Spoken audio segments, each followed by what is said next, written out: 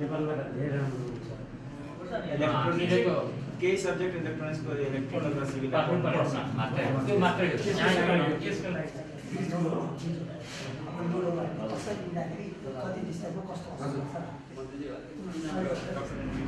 Indian युनिभर्सिटीबाट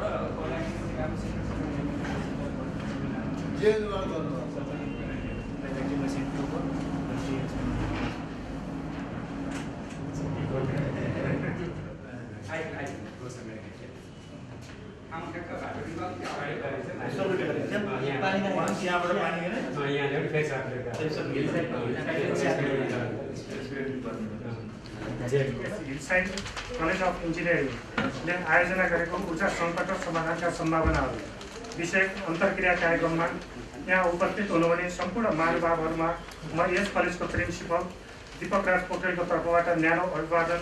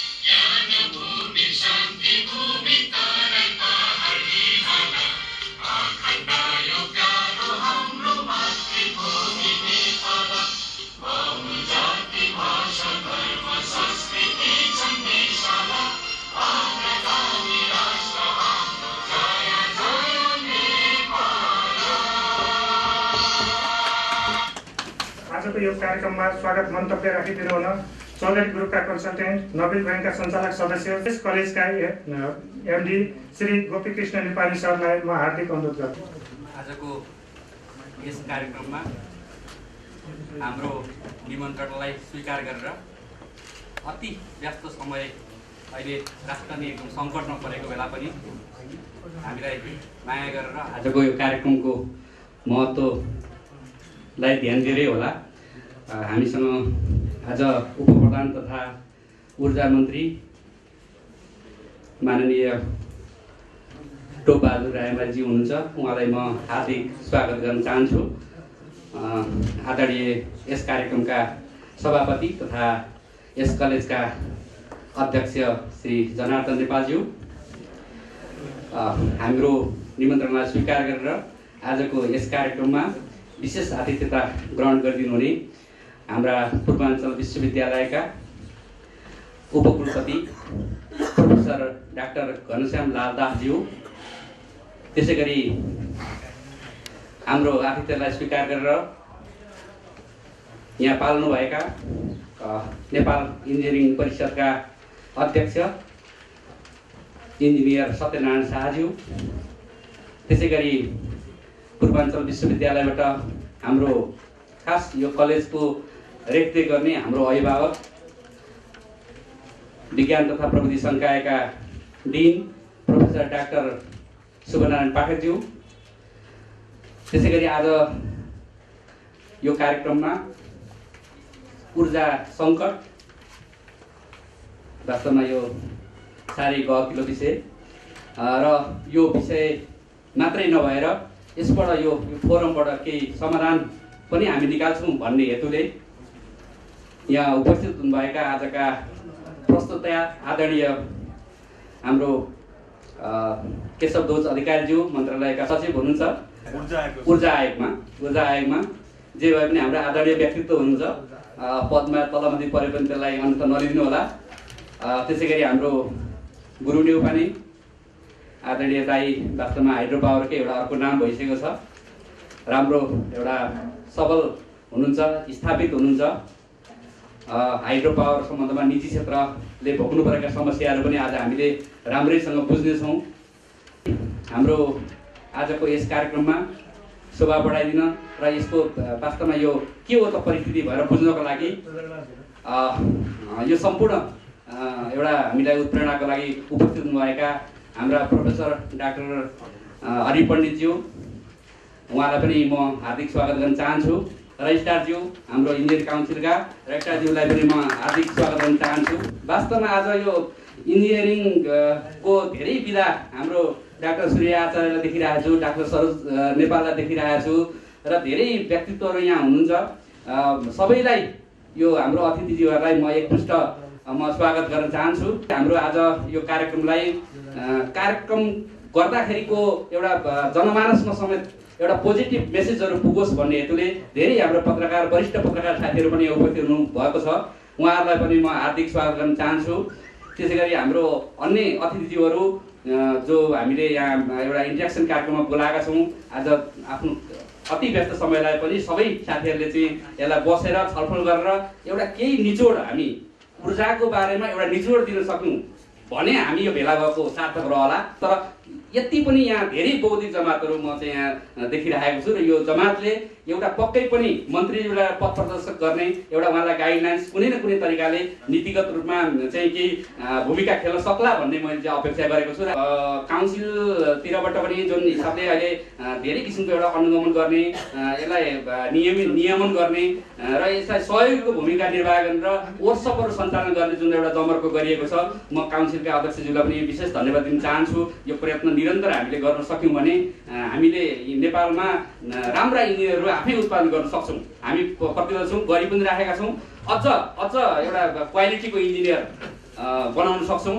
हाम्रो लक्ष्य त इन्जिनियरिङ मात्रै होइन, अलिकति जाने बेलामा मान्छेले एउटा इन्जिनियर बनिसकेपछि आफै गएर फर्म खोल्छु भन्दाखेरि कानुनी कुरा पनि अलिकति बुझेको होस्, पिटिए भनेको के हो त्यो पनि थाहा होस्, अलिकति आइइआइएका कुराहरू पनि थाहा हुन्।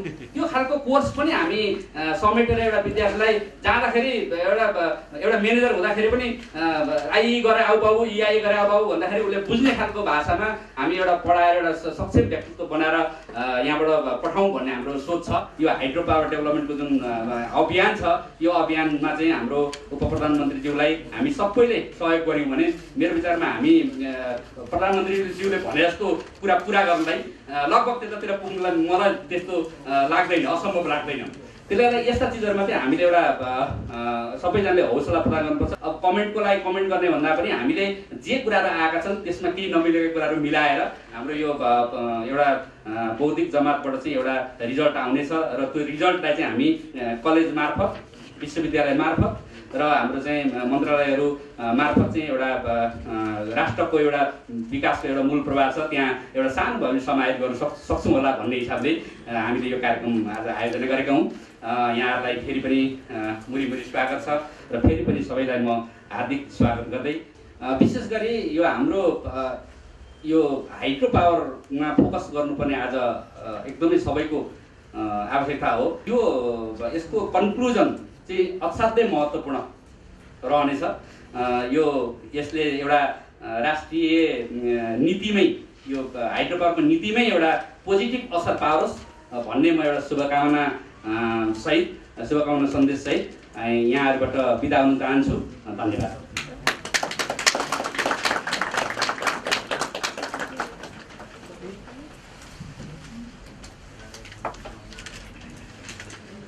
यो कलेजले चाहिँ एनर्जीको बारेमा एउटा कार्यक्रम जो गरेको रहेछ, यसले भर्खरै मेरा साथी गोपीजीले चाहिँ केही एक हप्ता 10 दिन पहिले यो अहिले नेपालको एनर्जीको सङ्कट लिएर विभिन्न सङ्घ संस्थाले आफ्नो विभिन्न कार्यक्रम गरेर यसमा नेपालमा अहिले वर्तमान के गर्नु पर्ला भन्ने कुराहरूमा छलफल गर्ने क्रम निकै द्रुत गतिले अगाडि बढिरहेको छ। त्यस कारण चाहिँ मलाई लाग्छ कि यो कलेजले पनि यहाँका विज्ञहरू, यहाँका प्राध्यापकज्यूहरू जो यो विषयमा विज्ञ हुनुहुन्छ र बाहिरका लगानीकर्ता र त्यसमा काम गर्ने व्यक्तिहरू राखेर यो गरेको बडा सान्दर्भिक मैले ठानेको छु। हाइड्रो पावरमा अलि सङ्लग्नै भन्नुपर्ला, किनकि हाम्रो एउटा petrol power company limited, PVC limited भन्ने एउटा कम्पनी छ, त्यहाँ चाहिँ म सञ्चालक समितिमा अब अध्यक्ष भएर संलग्न छु र यो नेपालको हाइड्रो पावरको बारेमा कुरा गर्नुपर्दा यसको एउटा ठुलो विडम्बना के हो भने यो नेपालमा यो वस्तुको, यो प्रडक्टको, यो सेवाको बजार, प्रचुर बजार छ र त्यसको स्रोत साधन पनि हामी कहीँ छ भन्नाले योभन्दा राम्रो कुनै पनि बजारको लागि एउटा व्यापारिक दृष्टिले औद्योगिक दृष्टिले यो व्यवसायको दृष्टिले योभन्दा राम्रो कुनै प्रडक्ट नेपालमा छँदै छैन। यसको बजार चाहिँ प्रचुर बजार चाहिँ रेडिमेड हाम्रो अगाडि छ र हामी कहाँ चाहिँ यदि बजार पुगेन भने अब छिमेकीहरूमा पनि यसको प्रशस्त बजार छ र यसको लागि चाहिने स्रोत साधन या र मेटेरियलदेखि लिएर सबै कुरा पनि हाम्रो देशभित्र छ। त्यसको बावजुद पनि अब हामीले यसको विकास गर्न नसकेको भनेको यो हाम्रो नेपालको राष्ट्रको नै एउटा कमजोरी र यो असफलता जस्तो चाहिँ मैले महसुस गरिरहेको छु। र अब यसमा चाहिँ अब अहिले चाहिँ यो अभियानमा चाहिँ यो नेपाल सरकारले मात्रै गर्ने विषय होइन, यसमा चाहिँ सबै प्राइभेट सेक्टर होस् अरू इन्टरनेसनल कम्पनी होस् सबैले यसमा जुटेर मिलेर गर्नुपर्ने काम हो, यो सहभागितामा गर्नुपर्ने काम हो भनेर अहिले महसुस हुँदै गइरहेछ। र त्यसै क्रममा चाहिँ अब प्राइभेट सेक्टरलाई पनि यो कमसेकम जेनेरेसनमा हामी अगाडि केही हदसम्म हामी आएका पनि छौँ। ऊर्जा सङ्कटबाट माथि अनि बाहिर आउनको लागि के गर्नु पर्ला भनेर राखेको यो एउटा राम्रो पहल जस्तो मलाई लाग्छ। र चाहिँ जहिले पनि हामी खालि एउटा घोषणा मात्रै गऱ्यो तर त्यसको नीतिवृत्ति जो डिटेलमा गएर विभिन्न पक्षहरूलाई केलाएर हेरेर त्यसका समाधान खोज्नुपर्ने प्रयास चाहिँ यो मलाई लाग्छ यो राम्रो यो भएको छ। र मलाई लाग्छ यसले कहिले ल्याउँछ अब थाहा भएन, यो चाँडै यसले चाहिँ आफ्नो रिजल्टहरू ल्याएर यो सरकारलाई यसमा नेतृत्व यो ऊर्जा सङ्कटको नेतृत्वलाई यो सफल गराउनलाई यसबाट बाहिर आउनको लागि सरकारले जो अभियान गरेको छ तर सरकारले जो नेतृत्व यसमा लिनैपर्छ त्यो सबैमा मलाई लाग्छ हामी सबै सहभागी भएर हस्तेमा हिस्ट्री गरेर हामी अगाडि बढ्नेछौँ। र हाम्रो बिबिसीले पनि 2टा प्रोजेक्ट चाहिँ अब निर्माणाधीन अन्तिम चरणमा पुगिसकेका छ। अहिले पनि शान्तिको कुराहरूले गर्दा हामी अन्म लिएर बसेका छौँ। तर मलाई आशा छ कि यो 1-2 हप्तामै या 1 महिना दिनभित्रै हामीले 2टा योजनाको 30 मेगावाटको एउटा र 37 मेगावाटको 2टा योजनाको निर्माण काम चाहिँ सुरु गर्नेमा हामी सक्षम हुनेछौँ भन्ने मैले विश्वास लिएको छु। र यसको पनि खबर चाहिँ अब सफल भयो भने सायद तपाईँले पनि चाँडै यो अखबारबाट पनि पाउनुहुनेछ। यदि भन्दै यो सभाको पूर्ण सफलताको कामना गर्दै म बिदा लिन्छु। धन्यवाद। आज जुन टपिक हिल साइड इन्जिनियरिङ कलेजले चर्चा चलाउन खोजेको हो अति नै सराहनीय र समय सान्दर्भिक भएको हुनाले म सर्वप्रथम इन्जिनियरिङ कलेजलाई धेरै धन्यवाद दिन चाहन्छु। बधाई छ, यो कार्यक्रम सफल होस् त्यसको लागि शुभकामना पनि छ। मधेसमा एउटा चलन रहेछ, सुनोस् र समाधानका उपायहरू पनि हाम्रो दिमागमा हाम्रो यो मगजमा छिराइदिइहालोस्। हामी सबै नेपाली वास्तवमा पीडित छौँ यही ऊर्जा सङ्कटको कारणले गर्दा। विद्युत होस्, इन्धन होस्, कोइला होस् अथवा जुनसुकै ऊर्जाका स्रोतहरू, त्यसको अपर्याप्तता, त्यसको अभाव, त्यसको अन्य त्यो जुटाउन नसकेको कारणले गर्दा हामी पीडित छौँ, दुखित छौँ। हाम्रो जनजीवन नै अति नै विकटपूर्ण भएको छ। यो विषय लिएर जुन एउटा चर्चाको उठान गर्नु भएको छ त्यसको लागि वास्तवमा म पुनः चाहिँ नै धन्यवाद दिन चाहन्छु। यो कार्यक्रम सफल होस्, एउटा निचोड लिएर आओस् र सरकारमा जाओस्, सरकारले केही न केही समाधानका बाटोहरू चाहिँ नै निकालोस् भन्ने आश राखेको छु। इन्जिनियरिङ कलेजका सञ्चालक त्यो के हो भने इन्जिनियर हामी उत्पादन गर्छौँ। इन्जिनियर भनेको तर मेन्टेनेन्स गर्ने मात्रै जनशक्ति हामी उत्पादन नगरौँ, हामी डेभलपमेन्ट, हामी रिसर्च एन्ड डेभलपमेन्ट गर्ने जनशक्ति पनि तयार गरौँ। परिवर्तनलाई स्वीकार गर्ने मानसिकता बोकेका जनशक्तिहरू उत्पादन गरौँ। हामी जे गरिरहेका छौँ त्यही नै गर्ने, यदि हामी चाहिँ त्यही संस्कार बोकेर जनशक्ति उत्पादन गर्छौँ भने त्यसको खासै चाहिँ महत्त्व हुँदैन हाम्रो देशमा। हामीले नयाँ नयाँ कामहरू गर्न सक्ने जनशक्तिको आवश्यकता छ। त्यो क्षमता इन्जिनियरमा मात्रै हुन्छ। जति पनि संसारका विकासशील देशहरू छन्, इन्जिनियरको हात त्यसमा 90% भन्दा पनि बढी हुन्छ। नेपालमा पनि इन्जिनियरको आवश्यकता छ, तर परिवर्तनलाई स्वीकार गर्न सक्ने, रिसर्च र डेभलपमेन्ट गर्न सक्ने जनशक्ति उत्पादन गरौँ।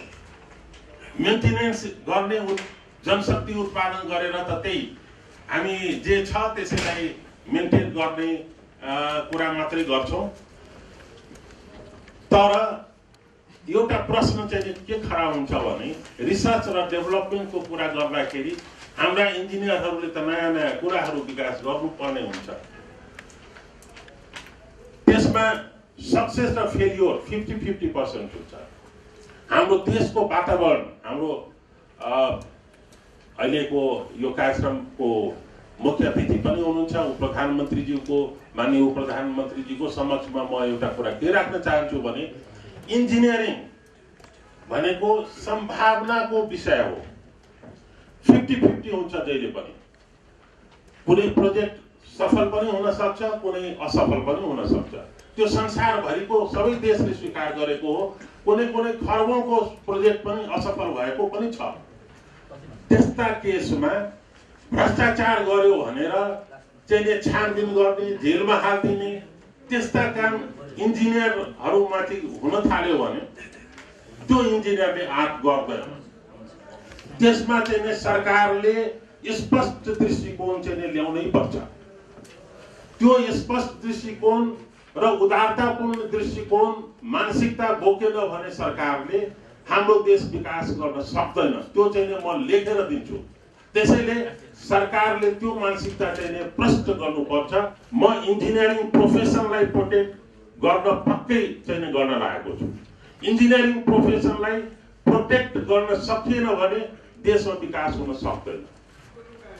त्यसैले माननीय प्रधानमन्त्रीज्यू, सरकारमा इन्जिनियरिङ प्रोफेसनलाई प्रमोट गरौँ, देशलाई विकासतिर लगौँ।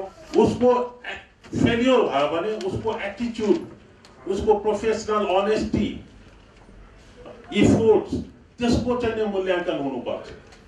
फेलियरको मूल्याङ्कन गरेर कहिले पनि हामी अगाडि बढ्न सक्दैनौँ। यति भन्दै म पुनः यस कार्यक्रमको पूर्ण सफलताको कामना गर्दै र कलेज हिलसाइड इन्जिनियरिङ कलेजलाई धन्यवाद पनि दिँदै म बिदा हुन्छु। धन्यवाद। आजको विषय अत्यन्त समय सापेक्ष विषय हो। ऊर्जा शक्तिको स्रोत हो। ऊर्जा विकासको मेरुदण्ड हो। ऊर्जा औद्योगिकरण, यातायात, सञ्चार, कृषि र सम्पूर्ण अर्थतन्त्रलाई गतिमान बनाउने, चलायमान बनाउने आधार स्तम्भ हो।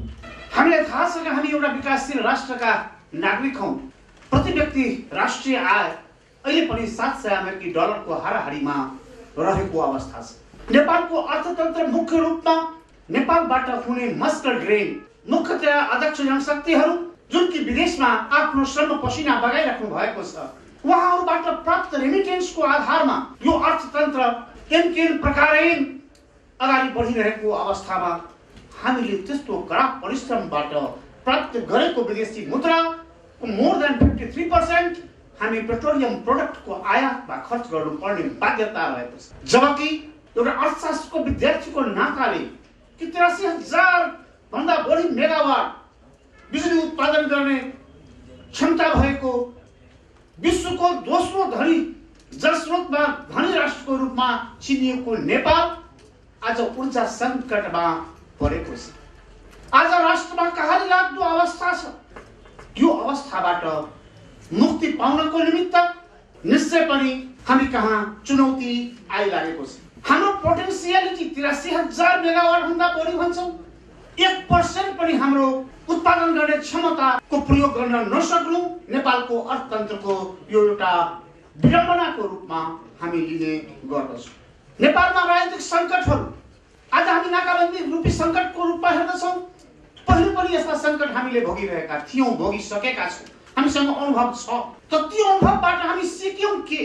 46-47 सालको नाकाबन्दी हामी भोगेका व्यक्तिहरू आज पुनः त्यस अवस्थामा आउँदाखेरि यो 20 वर्ष हामी के गरेर बस्यौँ? हाम्रो राजनीतिक इच्छा शक्ति कहाँ गयो? हामी आर्थिक गोल निर्धारण गर्दाखेरि विद्युतको उपादेयता यसको महत्त्व हामी कहाँ बिर्स्यौँ? अरू तेस्रो आउँदाखेरि भएका घटनाहरू हामी कहाँ बिर्स्यौँ? हामी ऊर्जा उत्पादनमा किन सबै राजनीतिक दलका आदरणीय नेताजीहरूको एउटै भोइस, एउटै आवाज, एउटै नीति, एउटै कार्यक्रम हामी किन ल्याउन सकेनौँ? हाम्रो योजना आयोगका साथीहरू कहाँ कहाँ अलमलिँदै जानुभयो, जसको दुष्परिणाम आज हामी नेपालीहरूले भोगिरहेका छौँ। यदि त्यस बेला सही चिन्तनमा, सही लक्ष्यमा, सही नीति र कार्यक्रम लिएर अगाडि बढ्न सकेको भए विश्वको कुनै शक्तिको नाकाबन्दीले हाम्रो शिर निहुने अवस्था हुने थिए। हामी सहभागी नेपालीको स्वाभिमानमाथि कतैबाट पनि आँच आउन सक्ने अवस्था हुने थिए। हामी भन्दा पनि नराम्रो अवस्थामा जापान जब 1945 मा हिरोसिमा र नागासाकीमा बम बारी भएको थियो, सम्पूर्ण जापानी अर्थतन्त्र ध्वस्त भएको थियो। जापानको स्वाभिमानमा, जापानी राष्ट्रियतामा ठुलो आघात परेको थियो। तर हामी सोचौँ त्यो राष्ट्रवादी जापानीजहरू, त्यो कर्मशील जापानीजहरू, त्यो स्वाभिमानी जापानीहरू जसले त्यो स्मशान घाटमा परिणत भएका जापानमा एउटा सानो नारा दिएर हिँडेका थिए।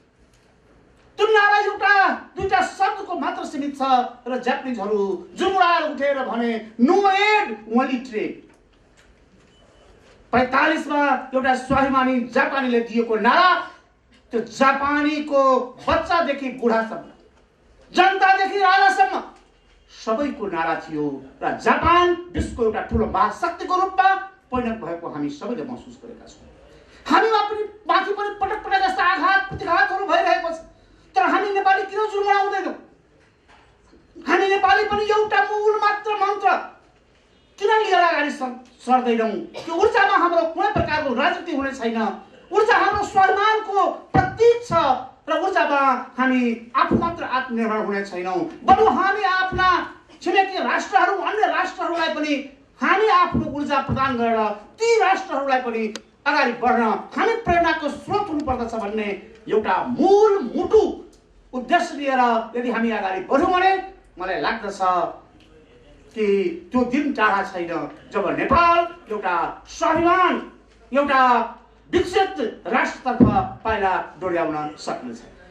कि electrification of the Nepalese economy आजको आवश्यकता, अनिवार्यता र नेपालको अर्थतन्त्रका सम्पूर्ण आर्थिक गतिविधिहरू, कृषि, उद्योग, व्यापार, सेवा, यी सम्पूर्ण क्षेत्रमा यदि हामी विद्युतीकरण गर्न थाल्यौँ र हामी स्टेप वाइज स्टेप अगाडि बढ्यौँ भने 10,000 मेगावाट त हाम्रो 2-3-4 वर्षभित्रै हामी नेपालको अर्थतन्त्र बेच्न सक्छौँ, खपत हुन सक्ने सम्भावनाहरू हुन्छ। र जति electrification of the Nepalese economy हुन्छ, विद्युतको माग त्यत्तिकै बढ्नेछ र त्यत्तिकै छिटो नेपालको अर्थतन्त्र गतिशील हुन्छ, चलायमान हुन्छ र विश्वको एउटा समृद्ध राष्ट्र, विकसित राष्ट्रमा हामी पुग्न सक्छौँ भन्ने म यहाँहरूको अगाडि निवेदन गर्न चाहन्छु। र आज हिलसाइड कलेजले नेपालका प्रबुद्ध वर्ग, विद्युत क्षेत्रमा एकदम कहलिएका विद्वानहरू र त्यसमा पनि हाम्रो एउटा ऊर्जावान हाम्रो मान्य ऊर्जा मन्त्रीज्यू हुनुहुन्छ, उहाँलाई पनि बोलाएर विशिष्ट प्रमुख आतिथ्यमा यी जुन नेपालका प्रबुद्ध वर्गलाई आफ्नो विचार राख्ने मौका दिनुभएको छ, कार्यपत्रहरू राख्ने मौका दिनुभएको छ। यो चिन्तनले हिलसाइड कलेजलाई को प्रतिष्ठा मात्र अभिवृद्धि गर्दैन, यसले हामीलाई एउटा ऊर्जाको क्षेत्रमा एउटा नयाँ चिन्तन, नयाँ सोच, नयाँ विचार लिएर अगाडि बढ्न प्रेरणा दिनेछ र म यो कार्यक्रमको पूर्ण सफलताको कामना गर्दछु। धन्यवाद। जय नेपाल। हिलसाइड कलेजले असाध्यै महत्त्वपूर्ण विषय नेपालमा ऊर्जा सङ्कट र समाधानका विषय जो अन्तर्क्रिया कार्यक्रम राखेर जुन भूमिका खेलेको छ, म आयोजक मित्रहरूलाई र संस्थालाई म हार्दिक आभार र धन्यवाद दिन चाहन्छु। किनकि हामीले यो देशमा यस्तो अवस्थामा यो अन्तर्क्रिया हामीले राखेका छौँ, यो समसामयिक अन्तर्क्रिया कार्यक्रम राखेका छौँ। सबै जनतामा के छ भनेदेखि यो ऊर्जा सङ्कट सायद यो पछिल्लो चरणमा होला कि यो नेपालमा घोषित होस् या अघोषित जो नाकाबन्दीको कारणले सबैले नेपाली जनताहरूले ऊर्जाप्रति आशाको दृष्टिकोणले हेरिरहेका छन् र अब हामीले यो ऊर्जा मन्त्रालय भन्नुहोस् ऊर्जा क्षेत्रमा आशा गर्ने तर हाम्रो काम गर्ने तौर तरिका र परम्परालाई हेर्दाखेरि अब यो आशालाई विश्वासमा बदल्न हामी सक्दैनौँ, त्यो सम्भव छैन। जुन विधि, जुन विचार, जुन नीति, जुन परम्परा, जुन संस्कार, जुन संस्कृति छ, जो काम गर्ने हाम्रो तौर तरिका छ, यसले हामीले त्यो आवश्यकता पुरा गर्न सक्दैनौँ। र मलाई के लाग्छ भनेदेखि कि यस्तो अवस्था छ कि हामीले 104 वर्ष भयो कि हामीले ऊर्जा क्षेत्रमा पहल गर्न सुरु गर्यौँ। हामीसित करिब 750 को हाराहारीमा 750 मेगावाट हामीसित इनर्जी छ। भनेपछि हामीलाई चाहिने अहिले के छ, पहिला 1250 थियो सायद 1.5 महिना अगाडि डिमान्ड, अहिले यति बेला हाम्रो के छ भनेदेखि 1500 देखि 1800 सम्म पुगिसक्यो भन्ने छ डिमान्ड। त्यसमा पनि अहिले इन्डस्ट्रीहरू नाकाबन्दीको कारणले इन्डस्ट्री चलिरहेका छैन। यो 2000 भन्दा माथि जान्छ जस्तो लाग्छ मेरो डिमान्ड हेर्दाखेरि। तर 750 पनि यो मानेमा कि अहिले त्यो पनि चलिरहेको छैन। केवल हाम्रो नेपालको जलविद्युत क्षेत्रबाट 300 मेगावाटको हाराहारीमा थोरै तलमाथि होला 300 मेगावाट जति हामी आउँछ र 180 या 200 को हाराहारीमा हामीले इन्डियाबाट आयात गरेका छौँ। त्यसरी हेर्दा हामीले 450 को हाराहारीमा सायद अहिले चाहिँ आपूर्ति गरिरहेका छौँ। यो डाटाले के बताउँछ भनेदेखि कि हामीसित 104 वर्ष छ, त्यो बाहिरबाट किनेर ल्याएको बिग्ली कुरा हो। अहिले ड्राई सिजनमा केवल 300 मेगावाट हामीसित छ। हामीसित अहिले एभरेजमा 1500 मेगावाट 1200 1250 बाट 1500 पुगे जस्तो देखिन्छ। एभरेजमा हेर्दा 1500 मेगावाट डिमान्ड छ। अब नेपाली जनताको आशा र नबुझ्ने मानिसहरूले के भन्छ भनेदेखि यो आजको भोलि समाधान भइदियोस् भन्ने ठान्छ र एउटा हतारो गरेर माग गर्ने, आजको भोलि हुनुपर्छ, किन भएन, किन हाम्रो गाउँमा बिजुली आएन, हाम्रो टोलमा बिना, मेरो घरमा आज चाहिँ लोड सेटिङ भयो। अर्को के छ भनेदेखि परम्परालाई धान्ने, एउटा प्रवृत्ति परम्परालाई धान्ने, जो 104 वर्षमा हामीले पहल गऱ्यौँ। ड्राई सिजनमा केवल 300 मेगावाट। एक नबुझेर हामीले एउटा हतारो गरिरहेका छौँ, एउटा बुझी पनि बुझ पचाइरहेका छौँ। यस्तो खालको स्थिति र सङ्कटबाट, परिस्थितिबाट हामी अहिले गुजिरहेका छौँ। अब यो परम्पराले धानेर पुग्दैन, पुरानो विचारले पनि पुग्दैन, पुरानो व्यवस्थाले पनि पुग्दैन, अब पुरानो योजनाले पनि पुग्दैन भनेर त हामी राज्य व्यवस्थामा परिवर्तन, राजनीति एजेन्डामा परिवर्तन गऱ्यौँ, संविधानमा परिवर्तन गऱ्यौँ, नयाँ व्यवस्थाको माग भयो, नयाँ सरकारको माग भयो, नयाँ विचारको माग भयो, नयाँ संविधानको माग भयो। अब संविधान पनि हामीले सापेक्ष रूपमा बनायौँ, सरकार पनि नयाँ गठन गऱ्यौँ। त्यही परम्परालाई चल्ने हो, त्यही परम्परालाई धान्ने हो भने यो नयाँ संविधानको के मतलब छ, यो नयाँ सरकारको के मतलब छ, नयाँ व्यवस्थाको के मतलब छ। त्यही पुरानो व्यवस्थालाई, पुरानो परम्परालाई धानेर पुग्थ्यो नि। अब मेरो विचारमा त्यो धानेर पुग्दैन, बिल्कुल पुग्दैन। र नयाँ सरकार बनिएको छ, यो ऊर्जा मन्त्रालयमा धेरै आशा पनि गरिएको छ, स्वाभाविक विश्वास पनि गरिएको छ र करिब यो सरकार बनेको 2 महिनाको हाराहारीमा भन्दा अझ बढी भइसक्यो। यो ऊर्जा मन्त्रालयमा हामीले त्यति ठुलो कायापलट गर्न सकेका छैनौँ, हामी एक्सनमा जान सकेका छौँ। यति बेला हामी अलिकता गम्भीरतापूर्वक अध्ययन गर्ने पहल गऱ्यौँ। हामीसित त्यही पुरानो चिन्तन, पुरानो परम्परा र पुरानो संस्कार संस्कृतिबाट भएका मानिसहरू अहिले ऊर्जा मन्त्रालय भनेको मुख्य गरिकन एनईएलाई मुख्य ठानिन्छ। अरू पनि छन् संस्थाहरू, संरचनाहरू, विभागहरू, प्रोजेक्टहरू, त्यसमा मुख्य एनईए ठानिन्छ। एनईए र ऊर्जा मन्त्रालयको सम्बन्ध राम्रो छैन, एनईए र बोर्डको बिचमा राम्रो सम्बन्ध छैन। एनईएले गरेका निर्णय ऊर्जा मन्त्रालयले स्वीकार गर्दैन, ऊर्जा मन्त्रालयले दिएको निर्देशन एनईएले मान्दैन। यो के हो यस्तो भनेपछि यो परम्परा। हाम्रा विगतका समस्याहरू के हुन्, हाम्रा कमी कमजोरी के हुन्, हाम्रा सम्भावना के हुन्, र अब हामीले के गर्नुपर्दछ भन्ने विषय गम्भीर रूपमा छलफल गरियो र करिब हामी एउटा निष्कर्षमा पुग्दैछौँ। यही बिचमा यो हाम्रो अन्तर्क्रिया कार्यक्रम छ। नेपालका यो क्षेत्रका यो ऊर्जा क्षेत्रका विज्ञ विशिष्ट विज्ञ विद्वानहरू हुनुहुन्छ। यहाँहरूले निकाल्ने निष्कर्ष हामीलाई लाभदायी हुनेछ र धेरै महत्त्वपूर्ण हुनेछ। अब भोलिबाट हामी एकछिनमा जाँदैछौँ कि हामी अब कामलाई तीव्रता दिने कि दिन प्रतिदिन केही न केही चाहिँ अब नयाँ कामहरू गर्ने। भोलि नै हाम्रा दुईटा मिटिङहरू हुँदैछन् जो अन्तर्विरोध के हुन् हामीले बुझिरहेका छौँ कि हामीले अब एउटा यस्तो मास्टर प्लान बनाउनु पर्यो। जस्तो ऊर्जा सङ्कटको कुरा हामीले गरिरहेका छौँ, जो चर्चाको विषय पनि बनिरहेछ। अब एउटा यी सबै समस्या चाहे त्यो मन्त्रालय र विभाग बिचको अन्तर्विरोधका कुराहरू हुन्, चाहे व्यवसायी र विभाग र मन्त्रालय बिचका अन्तर्विरोध हुन्, चाहे त्यो देशी विदेशी लगानीकर्ताहरूलाई लगानी मैत्री वातावरण सिर्जना गर्ने कुरा हुन्, चाहे त्यो चाहिँ विभिन्न ऐन र विभिन्न कानुनदेखि नियमका कुराहरू हुन्, चाहे त्यो अब पोलिटिकल समस्याहरू हुन्, चाहे लिगल समस्याहरू हुन्, चाहे त्यो प्रशासनिक समस्याहरू हुन्, चाहे त्यो जनताका समस्याहरू हुन्, जे समस्या छन् ती समस्याहरूलाई हामीले यदि हल गर्न थाल्ने हो भने यही परम्परागत तरिकाले हल गर्न थाल्यौँ भने पुरानै परम्परालाई धान्ने हुन्छ। पुरानो परम्परालाई धानेर त कुनै ठाउँमा पनि पुगेन भने अब यहाँ व्यवस्था नयाँ छ, संविधान नयाँ छ, सरकार नयाँ छ भने पुरानो व्यवस्थालाई पुरानो परम्परालाई किन धान्ने? अनि विभिन्न मन्त्रालय र विभागहरू त्यही परम्परालाई धानेर कसरी चल्छ?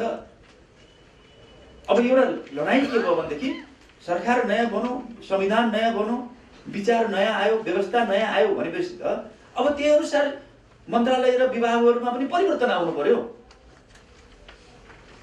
त्यो आइरहेको छैन। स्ट्रगल त्यहाँ परेछ। पुरानो र अब नयाँको बिचमा स्ट्रगल परिरहेछ। अन्तर्विरोध त्यहाँ छ, समस्या त्यहाँ छ। त्यो गाँठो पुगाउनु पर्यो। त्यस कारणले त्यसको लागि एउटा मास्टर प्लान यहाँको योगदान रहन्छ। मास्टर प्लान भनेको तत्कालीन भनौँ न अल्पकालीन, मध्यकालीन, दीर्घकालीन योजना। त्यो देखाउनलाई भयो। नीतिगत रूपमा धेरै कुरा भयो, निर्णय भयो, कार्यान्वयन हुन्छ, रिजल्ट आउँदै आउन, परिणामकै हुँदै हुँदैन। जतिसुकै हामी अहिलेसम्म त धेरै अन्तर्क्रिया छलफल त गरेकै त छौँ। यो परिवेशमा गर्ने अन्तर्क्रिया, यो परिवेश इन्टरेक्सन कार्यक्रम धेरै महत्त्वपूर्ण छ। अब हामीले के छ भनेदेखि बाँध भत्काइदिनुपर्छ। कुन ठाउँबाट सुरु गर्ने भन्ने चिज त फेरि आइडेन्टिफाई गर्नुपर्दछ। हामीले एकजना मित्रले साथ भन्नुभयो कि हामीले यो ऊर्जा सङ्कटको लागि छवटा चाहिँ एउटा विषयगत समिति बनाएको छौँ। त्यो विषयगत समितिले आफ्नो विषय अनुसारको त्यहाँ योजनाहरू लिएर आउँछ। त्यसपछि यो मन्त्रालयभित्रका विशेषज्ञहरू, किनभने कर्मचारी साथीहरू पनि त विशेषज्ञ भइसक्नु भने विज्ञ हुनुहुन्छ नि, काम गर्दा यसै त उहाँहरूको विज्ञहरू त्यहाँ लाग्ने काम हो, त्यहाँ हुने कुरा भइहाल्यो। त्यसमा काम गर्दा गर्दै झन् विज्ञ भइसक्नु भएको छ। उहाँहरू भने विभिन्न इन्स्टिट्युसनका चाहिँ अब विज्ञहरू हुनुहुन्छ, अध्ययन गरेका विज्ञहरू हुनुहुन्छ। दोस्रो कुरा व्यवसाय पनि विज्ञ भइसक्यो, नपढे पनि विज्ञ भइसक्यो। काम गर्दा गर्दा 20औं वर्ष काम गर्दा पनि यो विषय नपढेका पनि विज्ञ भइसकेका र मन्त्रालयभित्रका विज्ञहरूको एउटा फेरि यस्तै इन्ट्रेक्सन कार्यक्रम फेरि राख्छौँ हामीले, जो हाम्रो विषयगत समितिले ल्याउँछ नि ऊर्जा सङ्कटको एउटा विषयमा होइन, विगत कमी कमजोरी के हुन् र अब हाम्रो अहिले तत्काल के भइरहेछ र आगामी हाम्रो कार्यदिशा के हुने, हाम्रो योजना के हुने भन्ने विषयमा ल्याइसकेपछि त्यसलाई हामीले फेरि एउटा इन्ट्रेक्सन कार्यक्रम गर्छौँ मन्त्रालयमा। त्यसलाई प्युरिफाई गरेर पनि त्यसलाई चाहिँ निष्कर्ष संश्लेषण गरेर हामीले एउटा नयाँ कार्यक्रम अगाडि बढाउँछौँ। त्योभन्दा अगाडि 1-2 दिनभित्रमा हामीले के गर्दैछौँ भनेदेखि एउटा ओरिएन्टेसन पत्र जस्तो हामी यो दिशातिर जाँदैछौँ भने त्यसले पनि अलिकति सुझावहरूको डिमान्ड गर्दछ र हाम्रो दिशानिर्देशन गर्दछ। त्यसपछि हामीले ठोस कार्यक्रम ल्याउँछौँ।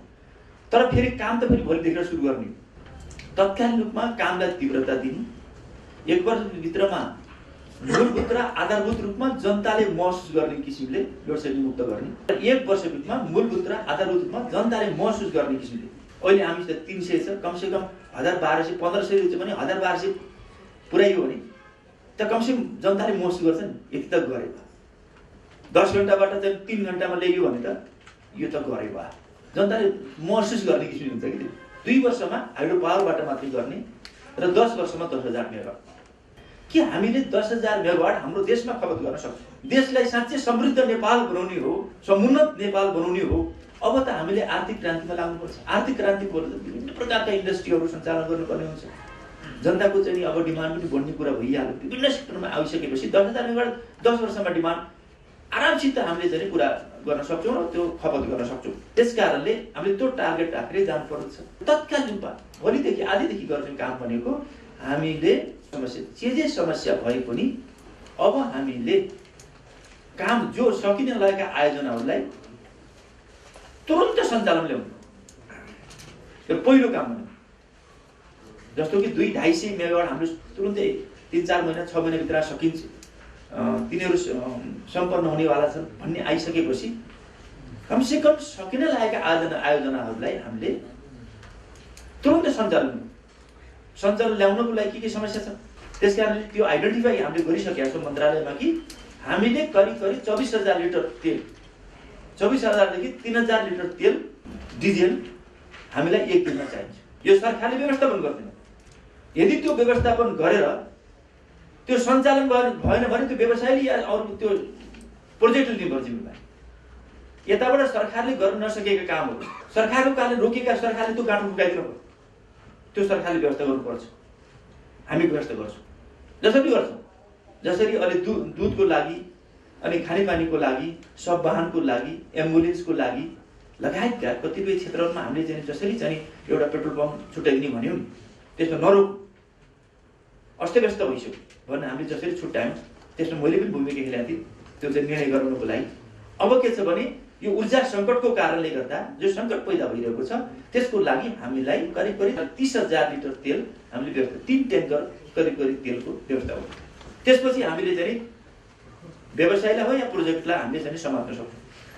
छिटो गर त्यसको एकदम कडा अनुगमन हुनु पर्यो, पहिलो कुरा। दोस्रो कुरा, जहाँ ती प्रोजेक्टहरू छन् ती जो विभिन्न प्रकारको अन्तर्विरोधको कारणले, चाहे त्यो ट्रान्समिसन लाइनको कुरा होस्, चाहे चाहिँ हाइड्रो पावरको कुरा होस्, चाहे भूकम्पले बिग्रेको, चाहे जे कारणले त्यो चाहिँ वास्तवमा अन्तर्विरोधमा परेका छन्, झगडा भएका छन्, तिनीहरूको झगडा राज्यले तुरन्त मिलाउनु। ढल्केबर हेटौडा अनि हेटौडा नवलपरासी अनि बुटोल बर्दघाट भन्नु, नवलपरासी बर्दघाट, त्यसपछि बुटोलदेखि अक्तरिया, त्यसपछि क्रस बोर्डर ट्रान्समिसन लाइनका कुराहरू र त्यो पनि चाहिँ उत्तर र दक्षिण दुवैतिर, त्यसपछि यो रिभर बेसिनका चाहिँ ट्रान्समिसन लाइनका कुराहरू। यसलाई एउटा मैले भन्दै थिएँ कि यो सबै चिजमा प्राथमिकता कहाँ दिने, त्यो एउटा कुरा भयो। दोस्रो कुरा, कहाँ अन्तर्विरोध भएको छ, चाहे ट्रान्समिसन लाइनमा होस् चाहे तपाईँको यो हाइड्रो पावरमा होस्, कहाँ अन्तर्विरोध छ, त्यसको लागि आइडेन्टिफाई भइसकेको छ। अब हामी भोलिदेखि एक्सन जान्छौँ। एउटा सकिन लागेका आयोजनाहरू, दोस्रो के छ भने विवादमा परेका आयोजनाहरू, चाहे त्यो पावर होस् चाहे ट्रान्समिसन लाइन होस्, यसलाई हामीले एक्सनमा जान्छौँ। त्यसपछि हामी फिल्डमा गएर को के बाधक हो भर्ष अन्तर मिलाउने, छिट्टो 1-2 दिनभित्रमा नभएदेखि एक्सनमा जान्छ। यो नगरी सम्भव छैन। अर्को त्यसको साथसाथै हामीले एउटा मास्टर प्लान हुन्छ, मास्टर प्लानभित्रको यो अल्पकालीन तत्कालीन भयो। अब तत्कालीन रूपमा हामीले कमसेकम यो 1 वर्षभित्रमा जनताले महसुस गर्ने गरेर लोड सेडिङ मुक्त गर्ने के हो त त्यस्तो प्लान भन्दा हाम्रो योजना के छ भनेदेखि अहिले हामीसित 300 मेगावाट छ। ड्राई सिजनको कुरा गर्नु पर्यो, वेट सिजनको कुरा गरेर भएन। त्यहाँ 300 मेगावाट हामीले करिब 1300 अथवा 1400 पुर्याउनको लागि यो हाम्रो प्लान के छ भन्नुहुन्छ भने मैले पिकिङ रन अफ द रिभरमा गइयो भने हामीले 327 मेगावाट हामी प्राप्त गर्न सक्छौँ भन्छ। दोस्रो कुरा, रिजर्भरबाट हामीले 106 मेगावाट प्राप्त अहिले चलाइएका छैन, कुलीखानी लगायतका आयोजनाहरू चलाइएको छैन, अहिले त्यो सञ्चालन गरिएको छैन। ज्यादै नै अप्ठ्यारो स्थिति पिक आवरमा हामीले त्यसलाई सञ्चालन गर्ने भनेर राखिएको छ पिकमा, पिक टाइम। अर्को रन अफ द रिभबाट 140 मेगावाट भन्दाखेरि हामीले यो 300बाट यसलाई अलिकता व्यवस्थित गरेर 600 मा पुर्याउन सकिन्छ भन्ने हाम्रो आशा छ। 180 मा 200 को मेगावाट हाराहारीमा हामीले इन्डियाबाट अहिले ल्याइरहेका छौँ। 800 हुन्छ। 100 मेगावाट हुन्छ 250 मेगावाट हो, तर 100 मेगावाट हामीले सकिन लागेको आयोजनाहरू छ। त्यसलाई छिट्टो यही तीव्रता दिने भइसकेपछि त्यो 100 मेगावाट भनेपछि 900 भयो। 100 मेगावाट हामीले के छ भनेदेखि यो मर्मत सम्भारबाट जस्तो चमेलिया लगायतका मर्मत सम्भारबाट 100 मेगावाट सकिने लागेकाबाट 100 र बिग्रे भत्केका कोही ठाउँ चाहिँ अब यो टर्बाइन भन्छ के भन्छ टर्बाइन अथवा कोही ठाउँमा बिग्रेका भत्केका जो आयोजन त्यसबाट 100 आउँछ भनिसकेपछि हामीले 1000 को आरएमए जान्छ र हामीले ढल्केभर मजपुरको चाहिँ यो ट्रान्समिसन लाइनले छिट्टो सम्पन्न गर्यौँ भने 100 मेगावाट त्यहाँबाट सकिन्छ। 1180 भइहाल्यो। अब 10 मेगावाट जति हामीले यो जुवा रोकेर गर्न सकिन्छ भन्ने छ। अब त्यसपछि 25 मेगावाट यो ओल्ड बैंकबाट चाहिँ सोलरबाट कुरा भयो। अब 250 मेगावाट हामी के छ भन्छ भने करिब चाहिँ सोलरमा जानुपर्छ भन्ने छ। जस्तो एडीबीबाट 25 मेगावाट हामीले गरिदिन्छौँ भनिरहेछ भनेपछि अब 250 मेगावाट हामीले कमसेकम अब सोलरमा जानु पर्यो। त्यस कारणले 1300 मेगावाट करिब पुग्यो भने यो कस्तो भन्छ जनताले महसुस गर्ने किसिमले हुन्छ। हामीले अब एक्सनमा त्यो पनि समाधान गर्नु तत्कालीन समस्या हल गर्नु पर्यो नि। त्यस कारणले अहिले प्राइभेट सेक्टरबाट हुन्छ कि अनि पछि हाम्रो यो त्यही चाहिँ वर्कसपलाई दुईटा वर्कसप एउटा हेटौँडा काठमाडौँमा रहेछ। अब प्राइभेट अन्य वर्कसपलाई पनि हामीले एक्टिभाइज गर्नु पर्यो। अब भइरहेको वर्कसपलाई पनि जनशक्ति थप्न पर्यो, साधन स्रोत थप्न पर्यो, बजेट थप्न पर्यो, के गर्नु पर्छ रात दिन लाएर काम गरेर भए पनि कमसेकम 15वटा पड्के भने 10वटासम्म बनाइयो भने र केही खरिद गर्ने व्यवस्था मिलाइयो भने त्यो पनि गर्नु पर्यो। हामीभन्दा विद्वान मान्छे हो, बरु हामीले कुरो बुझिमा लाग्छ अलि कम बुझे पनि धेरै बुझ्नेले पनि हिसाब किताब फेल खा। समस्या के छ भन्नुहुन्छ भनेदेखि नेपालीहरुमा यस्तो राष्ट्रिय भावना राष्ट्रिय एकता जागरुक भयो जो मैले आज चाहिँ कोरियनहरुलाई भेटेका थिएँ, दक्षिण कोरियाका मानिसहरुलाई भेटेँ सोलर पावर कुरा उनले एउटा रमाइलो कुरा सुनाए कि जापानले चाहिँ कोरियामा नाकाबन्दी नलागेको भए हामी यो ठाउँमा आउँथेनौँ भन्थ्यो। हामीले कहिले पनि त्यस्तो इगोको रूपमा प्रतिष्ठाको रूपमा लिएनौँ। अहिलेसम्म के हेरेर बसेका थिए नेताहरूले, हामी पार्टीहरूले हामी नेताहरूले के हेरेर बसेका थियौँ भन्ने कुरो त हुन्छ नि। हेर्नु खाली उता गाली गरेर गरेछ हेर्नु अचम्मै भयो कि अहिले। त्यस कारणले यो मौका यो अवसर हो, वास्तवमा यो चुनौती पनि हो। त्यस कारण मेरो विचारमा के छ भने यो अवसरलाई यो चुनौतीलाई यो च्यालेन्जलाई हामीले चाहिँ आत्मसात गरेर अब स्टेप लिनुपर्छ कि यही बेला हो। त्यस कारण यो सङ्कट निवारण काल लगाएर भए पनि अब कयौँ परम्परालाई तोडेर भए पनि हामी एक्सनमा जानुपर्छ नि भन्ने यो वातावरण हुनुहोस् र यहाँहरू विज्ञ हुनुहुन्छ र यहाँहरू मिडियाका साथी हुनुहुन्छ र फेरि के छ भनेदेखि समस्या चाहिँ हेर्नु पुरानो परम्परालाई तोड्न त्यति सजिलो छैन। हामी गणतन्त्र आयौँ, हामी सामन्तवादका अवशेषहरू हामी यहाँ कति छ भन्नु, कहिले हामीले गणतन्त्रवादी भनेका छौँ, कहिले हामीले लोकतन्त्रवादी भन्छौँ, कोही प्रजातन्त्रवादी भनेका छौँ। जे भने पनि हामी जस्तो सामन्ती संस्कार छ, व्यक्तिवादी चिन्तन व्याप्त छ। एक वर्षभित्रमा जनताले महसुस गर्ने किसिमले यसो रिजल्ट हेर्दा रिपोर्ट हेर्दा हामीले 2 वर्षभित्रमा अहिले जति चाहिँ योजनाहरू अगाडि बढेका छन्, प्रोजेक्ट अगाडि बढेका छन्, त्यसलाई त्यति रूपमा अगाडि बढायौँ। 2 वर्षभित्रमा टोटल हाइड्रो पावरबाट मात्रै हामीले लोड सेडिङ मुक्त गर्न सक्छौँ र यो सोलर र अल्टरनेट इनर्जी पनि हामीले प्रयोग गर्नुपर्छ। भइरहेको खनिजलाई हामीले किन प्रयोग नगर्ने, भइरहेको यो सोलरलाई हामीले किन प्रयोग नगर्ने, तापक्रमलाई किन प्रयोग नगर्ने, यो त फेरि गर्नुपर्दछ। यसलाई गर्न हुन्न भन्ने यो नीति पनि ठिक होइन। त्यस कारणले गर्नुपर्दछ, तर यसमा पुरै भर पर्नु हुँदैन। तर हामीले अलिक तीव्रता दियौँ र नयाँ अनुभूतिका साथ नयाँ इच्छा शक्तिका साथ हामीले एक्सनमा गयौँ भने 2 वर्षभित्र 100% हुन्छ हाइड्रो पावरमा। 10 वर्षमा 10 मेगावाट पनि हुन्छ। त्यसको लागि अब हामीले ठुल्ठुला अब हामी केवल रन अफ द रिभर मात्रै गएर पुग्दैनौँ। हामी के छ भन्नुहुन्छ भने अब रिजर्भर प्रोजेक्टमा जानुपर्दछ। दीर्घकालीन योजनाभित्र एउटा मास्टर प्लानभित्र तत्कालीन कामको स्टेपहरू लिँदै जाने, चाहे त्यो प्रोजेक्टमा होस्, हाइड्रो पावरमा होस्, चाहे ट्रान्समिसन लाइनमा होस्, चाहे चाहिँ अल्टरनेटिभ इनर्जीमा होस्, हामीले स्टेप लिनु एउटा प्लान बनाएर स्टेप लिनु पर्दछ। त्यसको सुरुवात अब हामीले मोटामोटमा अध्ययन गरिसक्यौँ भनेदेखि तत्कालीन मध्यकालीन दीर्घकालीन मैले छोटो रूपमा जो जानकारी गराएँ यसलाई हामीले कार्यान्वयन गर्न सम्भव छ, त्यो सकिन्छ।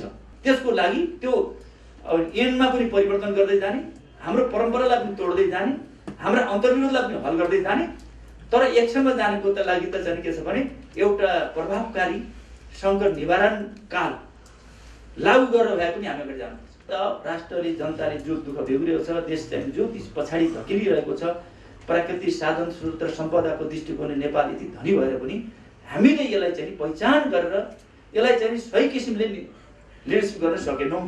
यो हामीले समीक्षा गर्नै पर्छ। यो हाम्रो कमजोरी हो। यो निष्कर्षका साथ हामी अगाडि बढ्नुपर्छ। यहाँबाट चाहिँ के छ भने हामीले सकेसम्म यो मन्त्रालयमा जे अध्ययन गरिरहेका छौँ र यहाँहरूको सुझाव लिएर हामी अगाडि बढौँ र एउटा मास्टर प्लान छ। त्यसभित्र प्राथमिकता कहाँ हो, तत्कालीन गर्ने के हो र दीर्घकालीन गर्ने के हो र अब प्राथमिकता छुट्याएर हामी एक्सनमा जानुपर्छ। र यसो गरियो भने हामीले यो ऊर्जा सङ्कटलाई हामीले सम्बोधन गर्न सक्छौँ, समाधान गर्न सक्छौँ, जनता र राष्ट्रको आवश्यकता पुरा गर्न सक्छौँ र देशलाई समृद्धिको दिशातिर अगाडि बढाउन सक्छौँ। यही मैले शुभकामना दिँदै यहाँहरूले जो इन्ट्रेक्सन कार्यक्रम राख्नुभयो, यहाँहरूलाई फेरि पनि म अन्तिममा हार्दिक आभार र धन्यवाद ज्ञापन गर्दै यहाँहरूले सुझाव दिने सुझाव हाम्रो लागि धेरै महत्त्वपूर्ण हुनेछ र अगाडि बढ्नको लागि महत्त्वपूर्ण हुनेछ। त्यो एउटा देशको एउटा ऊर्जा सङ्कटको निवारणको चाहिँ मास्टर प्लान बनाउन एउटा धेरै महत्त्वपूर्ण सहयोगी भन्ने छ। त्यसको लागि हामी सकेसम्म आफ्नो ठाउँबाट भूमिका खेल्नेछौँ र तपाईँ हामी सहकार्य गरेर नै अगाडि बढ्ने हो भन्ने जानकारी गराउँदै मेरो भनाइहरू यहाँ अन्त्य गर्दछु। धन्यवाद, नमस्कार। यो इन्ट्रेक्सन कार्यक्रमलाई सुरु गर्न गइरहेको छु। बढी चाहिँ डेभलपमेन्ट साइडमा मात्रै चाहिँ बढी फोकस गरिरहेको छु। यो हाइड्रो पावरको पोटेन्सियल अलिकति, त्यसपछि आएर हाम्रो स्ट्याटस के छ, हाम्रा इस्युहरू जस्तो चाहिँ यो सेक्टरमा भएका इस्युहरू चाहिँ के छन्, किन हामी चाहिँ यो अवस्थामा चाहिँ क्राइसिसमा पुग्यौँ, त्यसलाई अलिकति चाहिँ अगाडि कसरी जाने, सर्ट टर्म, मिड टर्म र लङ टर्ममा कस्ता खालका चाहिँ प्रोजेक्टहरू चाहिँ बनाउने, हाम्रो भिजन के हुनुपर्ने भन्ने खालको।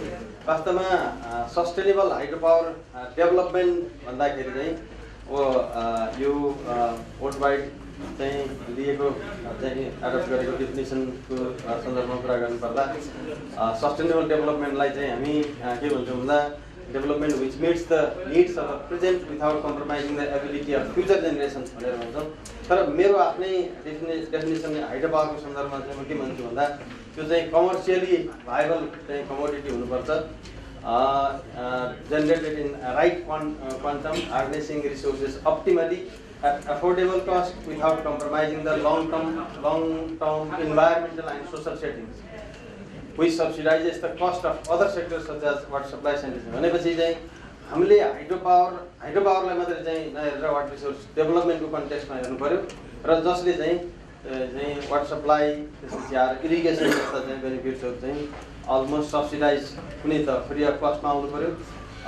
इरिगेसन फेसिलिटीहरू चाहिँ सब्सिडाइज चाहिँ कस्टमा आउनु पऱ्यो। अब हाम्रो पोटेन्सियलको कुरा गर्दाखेरि हामी धेरैलाई चाहिँ थाहा भएको हो, मेजर 3वटा रिभर छन् र हाम्रो वास्तवमा चाहिँ किन चाहिँ ह्युज पोटेन्सियल भन्दा एउटा टोपोग्राफी फेभरेबल छ, प्रेसिपिटेसन चाहिँ असाध्यै चाहिँ हाई छ र त्यसपछि आएर हाम्रो जियोलोजी पनि चाहिँ हाम्रो लागि चाहिँ हुन त हाम्रो जियोलोजिस्टहरूले यङ जियोलोजी त्यति धेरै चाहिँ फेभरेबल छैन, कतिपय ठाउँमा फ्रेजाइल भन्नुहुन्छ। त्यसले गर्दाखेरि चाहिँ यो हाम्रो पोटेन्सियल चाहिँ हाई भएको। अब ओभरअल चाहिँ नेपालको वाटर रिसोर्सेसलाई चाहिँ हेर्ने हो भनेदेखि चाहिँ हाम्रो नेपालबाट करिब चाहिँ 225 बिलियन क्युबिक मिटर चाहिँ इन्डियामा बगेर जाने गर्छ।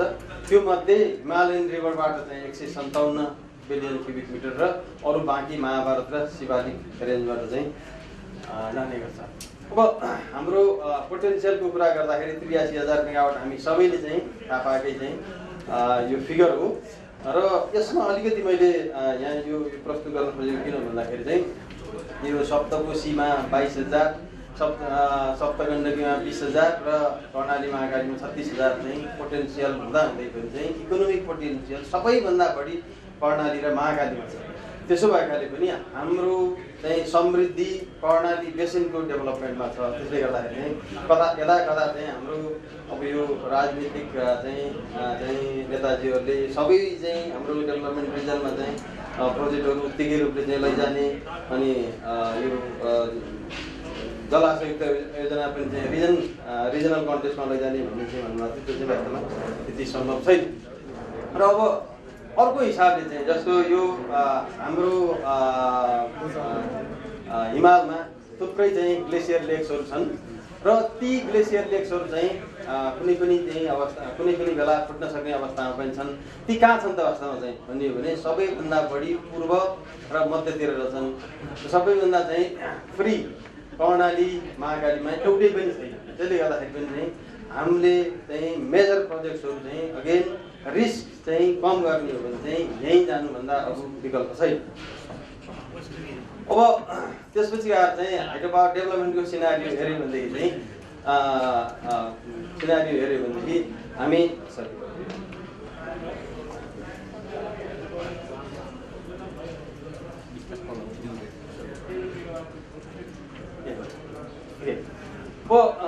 अहिले मन्त्रीज्यूले पनि माननीय मन्त्रीज्यूले पनि भन्नुभयो 104 वर्षमा चाहिँ हाम्रो प्रगति। अब हामी 90 र 90 अगाडिको चाहिँ यसो कुरा गऱ्यो भनेदेखि वास्तवमा हामी राजनीतिक हिसाबले चाहिँ त्यो बेलाको राजनीतिक अवस्था ठिक थिएन भनेर चाहिँ 90 मा चाहिँ राजनीतिक परिवर्तन त गरियो।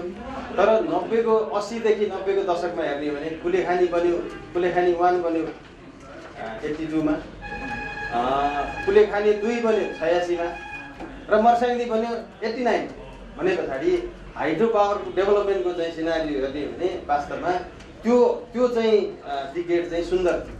हामीले वास्तवमा चाहिँ त्यतिखेरको प्लानिङ र त्यतिखेरका प्रोजेक्ट डेभलपमेन्टलाई पछ्याएको भएदेखि आज हामी यो अवस्थामा चाहिँ आउनुपर्ने थिएन। जम्मा 700 मेगावाटको हाराहारी। अब अहिले यो 2014 को चाहिँ एनइएको रिपोर्टलाई हेर्ने हो भनेदेखि चाहिँ हामीसँग जम्मा अहिलेको उत्पादन करिब चाहिँ टोटल इन्स्टल क्यापेसिटी एनइए र आइपिपी गरेर चाहिँ 787 मेगावाट पुगेको रहेछ।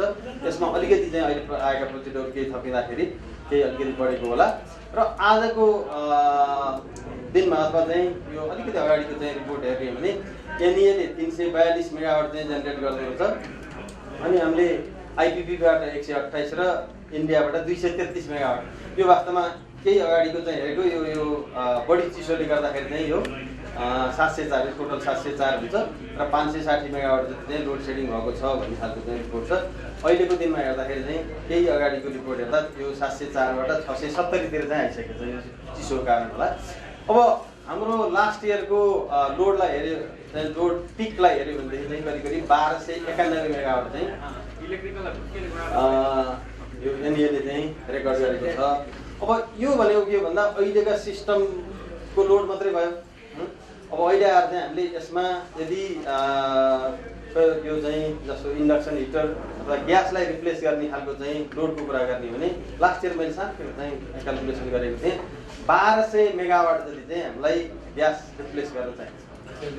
8 घन्टा यदि चलाउने हो भने 1200 मेगावाट चाहिँ हामीलाई ग्यास रिप्लेस गर्नको लागि चाहिन्छ। त्यसले गर्दा चाहिँ 13 र 12 2500 भयो। अर्को प्राइभेट सेक्टरले जेनेरेट गरेको चाहिँ डिजी सेटहरूको चाहिँ कुरा गर्ने हो भने करिब आजका दिनमा लगभग हामी यदि उपलब्ध भयो भने 3000 मेगावाट जति चाहिँ हामीलाई चाहिने हो।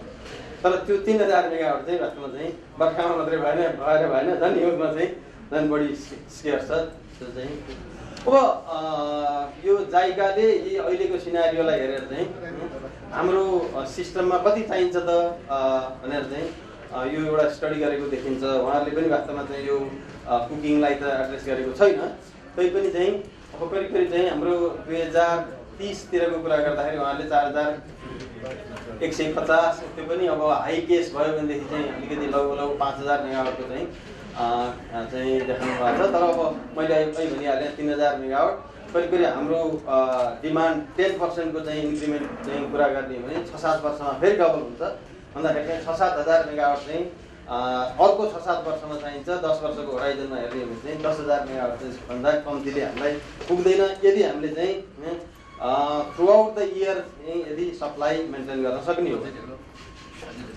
अब हाम्रा चाहिँ प्रोजेक्टहरू कस्ता छन् त भन्दाखेरि चाहिँ अब धेरै जसो सबै प्रोजेक्टहरू चाहिँ कुलेखानी बाहेक जम्मै यो चाहिँ नदी बहाव प्रकृतिका छन्। त्यसले गर्दाखेरि पनि चाहिँ हामीलाई बर्खामा त्यति धेरै चाहिँ रोडको समस्या हुँदैन। त्यो बेला चाहिँ फेरि हामी सबै चाहिँ अलिकति निराश जस्तो चाहिँ हुन्छौँ। अनि कुरा पनि चाहिँ कम गर्छौँ। जब हिउँद लाग्छ यसपालि त नाकाबन्दीले अरू थप चाहिँ पीडा चाहिँ थप्यो। त्यसले गर्दाखेरि चाहिँ अब हाम्रा अहिलेका भएका चाहिँ प्रोजेक्टहरूलाई यसो हेऱ्यो भनेदेखि चाहिँ अप्पर तामाकोशी 456, चिलिमेले बनाउन लागिरहेका 270 मेगावाट चाहिँ का प्रोजेक्ट छन्। अप्पर त्रिशुली 60 मेगावाटको यो बिफोर विन्टर 2017 भन्ने चाहिँ एउटा रिपोर्ट आएको थियो, सायद अलिकति छिटो पनि आउला कि यो। त्यस्तै गरेर चाहिँ अब अहिले कन्स्ट्रक्सनमा गएको 140 मेगावाटको चाहिँ अप्पर सेती 5-6 वर्ष अझै लाग्छ त्यो 140 मिटरको ड्याम छ। अनि अर्को करिब चाहिँ 50 अरू 50% जति सायद चाहिँ प्राइभेट सेक्टरतिरबाट पनि आउँछ होला। अर्को पिडिए गरेर चाहिँ 900, 1800 मेगावाट गरेका छौँ। यसमा अहिले पछाडि चाहिँ अलिकति चाहिँ यसको पिडिएको पक्षलाई चाहिँ उजागर गर्छु। र अहिले लगभग 2200देखि 2500 हो कि लगभग चाहिँ पिपिए भएका चाहिँ प्रोजेक्टहरू छन्। त्यसले गर्दाखेरि चाहिँ करिब पिपिए भएका प्रोजेक्ट भनेको लगभग यदि सरकारले फेसिलिटेट गर्ने हो भने 3-4 वर्षमा चाहिँ आउने खालको चाहिँ हुन्छ। त्यसले गर्दाखेरि अब आरओआर यो छ भने स्टोरेज प्रोजेक्टमा चाहिँ हाम्रो खासै धेरै प्रगति छैन। बुढीगण्डकी अहिले 1200 मेगावाट गरेर चाहिँ बनाउने 1200 मेगावाटमा स्टडी भइरहेको छ। यसले जम्मा 3.3 बिलियन चाहिँ युनिट उत्पादन गर्छ। 8-10 वर्ष यो अझै बन्न लाग्छ। तर अब यसको अर्को पक्ष के छ भन्दा यो साध्यै महँगो छ। 320 अर्ब जति चाहिँ केस गर्ने 250 अर्ब छ। इन्कम हाइड्रोबाट त अहिलेको चाहिँ प्राइसलाई हेर्यो भने जम्मा 21 अर्ब जति चाहिँ हाम्रो आम्दानी हुन्छ। र यसले इरिगेसन गर्ने पोटेन्सियल चाहिँ करिब 7 लाख हेक्टर जति हाम्रो स्टेटमा छ। र यो 7 लाख हेक्टर चाहिँ इरिगेसन गर्ने जग्गा हामीसँग छैन र यो इरिगेसनको बेनिफिट चाहिँ हामीले लिन सक्दैनौँ। कहिलेकाहीँ हाम्रा इन्जिनियर साथीहरूबाट पनि चाहिँ चितवन नवलपुरमा चाहिँ हामी सिँचाइ गर्न सक्छौँ भन्ने खालका पनि चाहिँ कहिलेकाहीँ त्यस्ता धारणाहरू आएको देखिन्छ। तर जम्मा हामीसँग 55,000 हेक्टरभन्दा बढी छैन। त्यो 55,000 हेक्टर इरिगेसन गर्नलाई चाहिँ यो अप्पर सेतीको सानो रिजर्भर छ, यसैले पुग्छ। त्यसो भएका कारणले गर्दाखेरि चाहिँ यो प्रोजेक्टले चाहिँ 320 अर्ब खर्च गरेर चाहिँ 6-7 वर्षमा बनाउने भने हामीले 50 अर्ब जति चाहिँ वर्षको खर्च गर्नुपर्ने हुन्छ। त्यसो भएकाले चाहिँ यो प्रोजेक्टबाट हाम्रो चाहिँ लोड सम्भावना के भन्छ लोडलाई चाहिँ सम्बोधन हुने म त्यति धेरै देख्दिनँ। अहिले म पछाडि फेरि अरू वेस्ट सेतीको कुरा भएको छ। यो अझै पनि चाहिँ त्यति धेरै अगाडि बढेको हो अथवा होइन, यो चाहिँ सायद यो फर्दर अप्टिमाइज गर्न लागि जस्तो छ। त्यस्तै गरेर अरू पाइपलाइनमा पनि छन्। अब यो हेर्दाखेरि अहिले मैले भनिहालेँ जस्तो चाहिँ 10 वर्षको होराइजनमा अर्को हामीलाई चाहिँ 1100 चाहिँ अलिकति अगाडिको चाहिँ मैले कम्प्लिट गरेको फिगर हो। सायद चाहिँ यो अझ चाहिँ बढिसकेको छ। हाम्रो समस्या के त हामीले क्लियर कट चाहिँ हामीलाई पानी चाहिए हो कि पानी चाहिएको हो कि ऊर्जा चाहिएको, त्यसैमा हामी क्लियर छैनौँ। यदि ऊर्जाकै मात्रै चाहिँ सङ्कट हो भने चाहिँ बुढीगण्डकी बनाउनु पर्थ्यो। त्योभन्दा चाहिँ विकल्पहरू चाहिँ राम्रो प्रोजेक्टहरू पनि चाहिँ छन्। अनि त्यस्तै गरेर चाहिँ अब हामीले चाहिँ सरकारले चाहिँ अहिले अब विगतको चाहिँ सरकारहरूले के दिएको छ नीति, अब हाइड्रो पावर डेभलप गरेर चाहिँ अनि जसले सुकै डेभलप गरोस् त्यसपछि आएर चाहिँ त्यसबाट चाहिँ हाम्रो इन्कम जेनेरेसन हुन्छ भन्ने खालको धारणा छ। जब हामीले 600-700 अर्ब रुपियाँ चाहिँ हाम्रो व्यापार घाटा छ भने अर्कालाई चाहिँ डेभलप गर्न दिएर चाहिँ कहाँबाट चाहिँ हाम्रो व्यापार घाटा चाहिँ कम्ती हुन्छ। त्यसले गर्दाखेरि यो चाहिँ वास्तवमा म एफडिआईमा पनि अलिकति आउँछु। हामीसँग कहाँ छ पैसा, त्यो पैसा चाहिँ सरकारले चाहिँ निकाल्न सक्यो अथवा चाहिँ हामी डेभलपरले निकाल्न सक्यो भने प्रोजेक्ट कसरी बन्छन् भन्ने त्यसमा चाहिँ म हाइलाइट गर्छु। अनि अर्को अब डेफिसिट र सरप्लसको कुरा गर्ने भने चाहिँ हामीसँग जस्तो यस्तो बेसिनहरू पवई, कमला, बागमती यस्ता बेसिनहरूमा मात्रै हामीसँग पानी चाहिँ कम छ। यी यस्ता चाहिँ अर्को राप्ती यस्ता चाहिँ रिभरहरूमा मात्रै चाहिँ हामीले ड्याम बनाएर चाहिँ मात्रै ड्याम बनाएर हाम्रो चाहिँ पोटेन्सियल एरियामा इरिगेट गर्न चाहिँ सकिन्छ। अरू मेजर रिभर्सहरूमा चाहिँ हामीसँग पानी प्रशस्त छ। त्यसले गर्दाखेरि चाहिँ त्यसमा जस्तो बुढीगण्डकी कुरा गरेँ मैले, त्यस्ता रिभर्सहरूमा चाहिँ हामीलाई ठुला ड्याम्सहरू चाहिँ बनाउनु आवश्यक छैन।